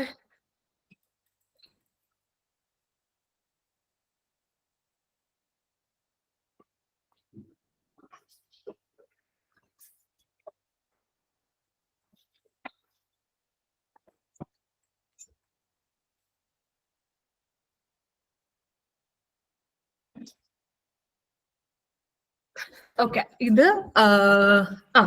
ഇത് ആൻഡ്രോയിഡിനുണ്ട്. നമുക്ക് വിൻഡോസിന് വേണ്ടിയിട്ട് ഇതൊക്കെ നമുക്ക് ഡൗൺലോഡ് ചെയ്തെടുക്കാം. അതിന്റെ ഇടയ്ക്ക് സ്കാൻ കൊടുത്താൽ മതി. നമ്മുടെ ഫോണിലോ എന്തെങ്കിലുമൊക്കെ ആപ്ലിക്കേഷൻസ് ഒക്കെ ഉണ്ടെങ്കിൽ ഇങ്ങനെ എന്താ മലീഷ്യസ് നമ്മൾ പറയും, അപകടകരമായ എന്തെങ്കിലും ആപ്ലിക്കേഷൻസ് ഒക്കെ ഉണ്ടെങ്കിൽ ഇത് അതിനെ റിമൂവ് ചെയ്തോളും. ഇങ്ങനെയുള്ളത് ഡൗൺലോഡ് ചെയ്യാൻ കുഴപ്പമില്ല. പക്ഷെ ഗൂഗിളിലോ പ്ലേ സ്റ്റോറിലുള്ള നമുക്ക് പരിചയമില്ലാത്ത ഇങ്ങനെ ആന്റി വൈറസ് സോഫ്റ്റ്വെയർ ഒക്കെ ഡൗൺലോഡ് ചെയ്യാതിരിക്കാൻ നോക്കുക. ഇത് നമ്മുടെ minister of electronics and information technology government of India provide ചെയ്യുന്ന സെക്യൂരിറ്റി ടൂൾസ് ആണ്. ഇത് നിങ്ങൾക്ക് ഇവിടുന്ന് തന്നെ ഡൗൺലോഡ് ചെയ്തെടുക്കാം. ആൻഡ്രോയിഡ് നിങ്ങളുടെ മൊബൈലിലാണെങ്കിൽ ഇ സ്കാൻ എന്ന് പറഞ്ഞിട്ടുണ്ട്. ഇത് നിങ്ങൾക്ക് ഗൂഗിൾ പ്ലേ സ്റ്റോറിൽ നിന്ന് ഡൗൺലോഡ് ചെയ്തെടുക്കും. ഇതൊക്കെ സേഫ് ആണ്. അല്ലാത്ത നമുക്ക് പരിചയമില്ലാത്തൊക്കെ ടൂൾസ് ഒന്നും ഇങ്ങനെ ഡൗൺലോഡ് ചെയ്ത് വെക്കരുത്. ആന്റിവൈറസ് ആണെന്ന് പറഞ്ഞിട്ട് പേരിൽ വേറെ ഒക്കെ ആയിരിക്കും. ഇത് നമ്മുടെ സെൻട്രൽ ഗവൺമെന്റ് പ്രൊവൈഡ് ചെയ്യുന്നതാണ്. അതായത് computer emergency responsing team of India അവരായിട്ട് നമുക്ക് പ്രൊവൈഡ് ചെയ്തേക്കുന്നതാണ്. അതുകൊണ്ട് ഇത് ഡൗൺലോഡ് ചെയ്തെടുക്കുന്നതിൽ കുഴപ്പമൊന്നുമില്ല. ഓക്കെ, പിന്നെ വേറൊരു ഇത് പിന്നെ നിങ്ങളുടെ ഫോണൊക്കെ എപ്പോഴും അപ്ഡേറ്റ് ആക്കി വെക്കുക കേട്ടോ. പലരുടെയും ഫോൺ നോക്കിയാൽ എനിക്ക് തോന്നുന്നു പണ്ട് ആദ്യത്തെ അപ്ഡേഷൻ വെർഷനാണ് കിടക്കുന്നത്. അപ്ഡേറ്റ് ചെയ്യാൻ പറഞ്ഞ മെസ്സേജ് വന്നാൽ അപ്ഡേഷന് കിടന്ന ആരും അത് ചെയ്യത്തില്ല. ചെയ്യാന്ന് വെച്ചാൽ അപ്ഡേഷൻ ചെയ്യിച്ചിട്ട് സമയം എടുക്കും. ആ സമയം എടുക്കാൻ, അതായത് നമ്മൾ എന്തെങ്കിലും യൂട്യൂബിലോ അല്ലെങ്കിൽ വാട്സപ്പിലോ അല്ലെങ്കിൽ ഇൻസ്റ്റാഗ്രാമിലോ ഒക്കെ വീഡിയോ ഒക്കെ കണ്ടുകൊണ്ടിരിക്കുന്നവരാകുമ്പോൾ അപ്ഡേഷൻ ചെയ്യാനായിട്ട് കുറച്ചു നേരം ആ ഫോൺ ഒന്ന് മാറ്റി വെക്കണമല്ലോ. അല്ലെങ്കിൽ കുറച്ച് ഫീച്ചേഴ്സിനൊക്കെ ചെറിയ വ്യത്യാസം വരും അപ്ഡേറ്റ് ചെയ്ത് കഴിയുമ്പോഴത്തേക്കും. അപ്പം എന്തിനാണെന്ന് വിചാരിച്ച് അതിന്റെ ഇമ്പോർട്ടൻസ് മനസ്സിലാക്കാത്ത ആരും ഇതൊന്നും അപ്ഡേറ്റ് ചെയ്യത്തില്ല. പക്ഷെ സ്ട്രിക്റ്റ് ആയിട്ടും പുതിയതായിട്ട് അത് അപ്ഡേഷന്റെ സെറ്റിംഗ്സ്, ഫോണിന്റെ സെറ്റിംഗ്സ് എടുത്ത് നോക്കിയാൽ ഞാൻ വേണം സ്റ്റെപ്പ് ഞാൻ ഗ്രൂപ്പിൽ ഇട്ടേക്കാം കേട്ടോ. ക്ലാസ് കഴിയുമ്പോൾ സെറ്റിംഗ്സ് എടുത്തിട്ട് അതിൻ്റെ അകത്ത് സോഫ്റ്റ്വെയർ അപ്ഡേഷൻ എന്ന് പറഞ്ഞ ഓപ്ഷൻ ഉണ്ട്. അത് എപ്പോഴും പുതിയത് വരുമ്പോൾ അത് അപ്ഡേറ്റ് ചെയ്ത് വെച്ചുകൊണ്ടിരിക്കുക. ആ അപ്ഡേഷൻ എന്ന് പറയുന്നത് ഈ കമ്പനി, ഇപ്പം നമ്മുടെ ഫോൺ കമ്പനി നമുക്ക് തരുന്ന സുരക്ഷാ വാതിലുകളാണ്. അതായത് ഇപ്പൊ ഒരു എക്സാമ്പിൾ പറഞ്ഞാൽ നമ്മുടെ വീടിന്റെ എന്താണ് കതക്, അതിപ്പം ദ്രവിച്ചു തുടങ്ങിയെന്ന് വിചാരിക്കുക, അല്ലെങ്കിൽ എന്തെങ്കിലും ഒരു പ്രശ്നം വന്നെന്ന് വിചാരിക്കുക. അപ്പൊ കതക് ഫുള്ളി മാറ്റാൻ ബുദ്ധിമുട്ടുണ്ടെങ്കിൽ, അല്ലെങ്കിൽ അതിന് അത്ര സേഫ് അല്ല, ബലം ഇല്ലെന്ന് തോന്നിയാൽ നമ്മൾ ഫുള്ളി കതക് മാറ്റുന്നതിന് പോലെ എന്ത് പിടിപ്പിക്കും, പുറകിൽ ഒരു ഗ്രില്ലും കൂടെ പിടിപ്പിച്ചു വെക്കത്തില്ലേ? അതുപോലെയാണ്, അതാണ് എക്സ്ട്രാ സേഫ്റ്റി. അതുപോലെ തന്നെയാണ് ഈ അപ്ഡേഷൻ അതാണ് എക്സ്ട്രാ സേഫ്റ്റി തന്നുകൊണ്ടിരിക്കുക.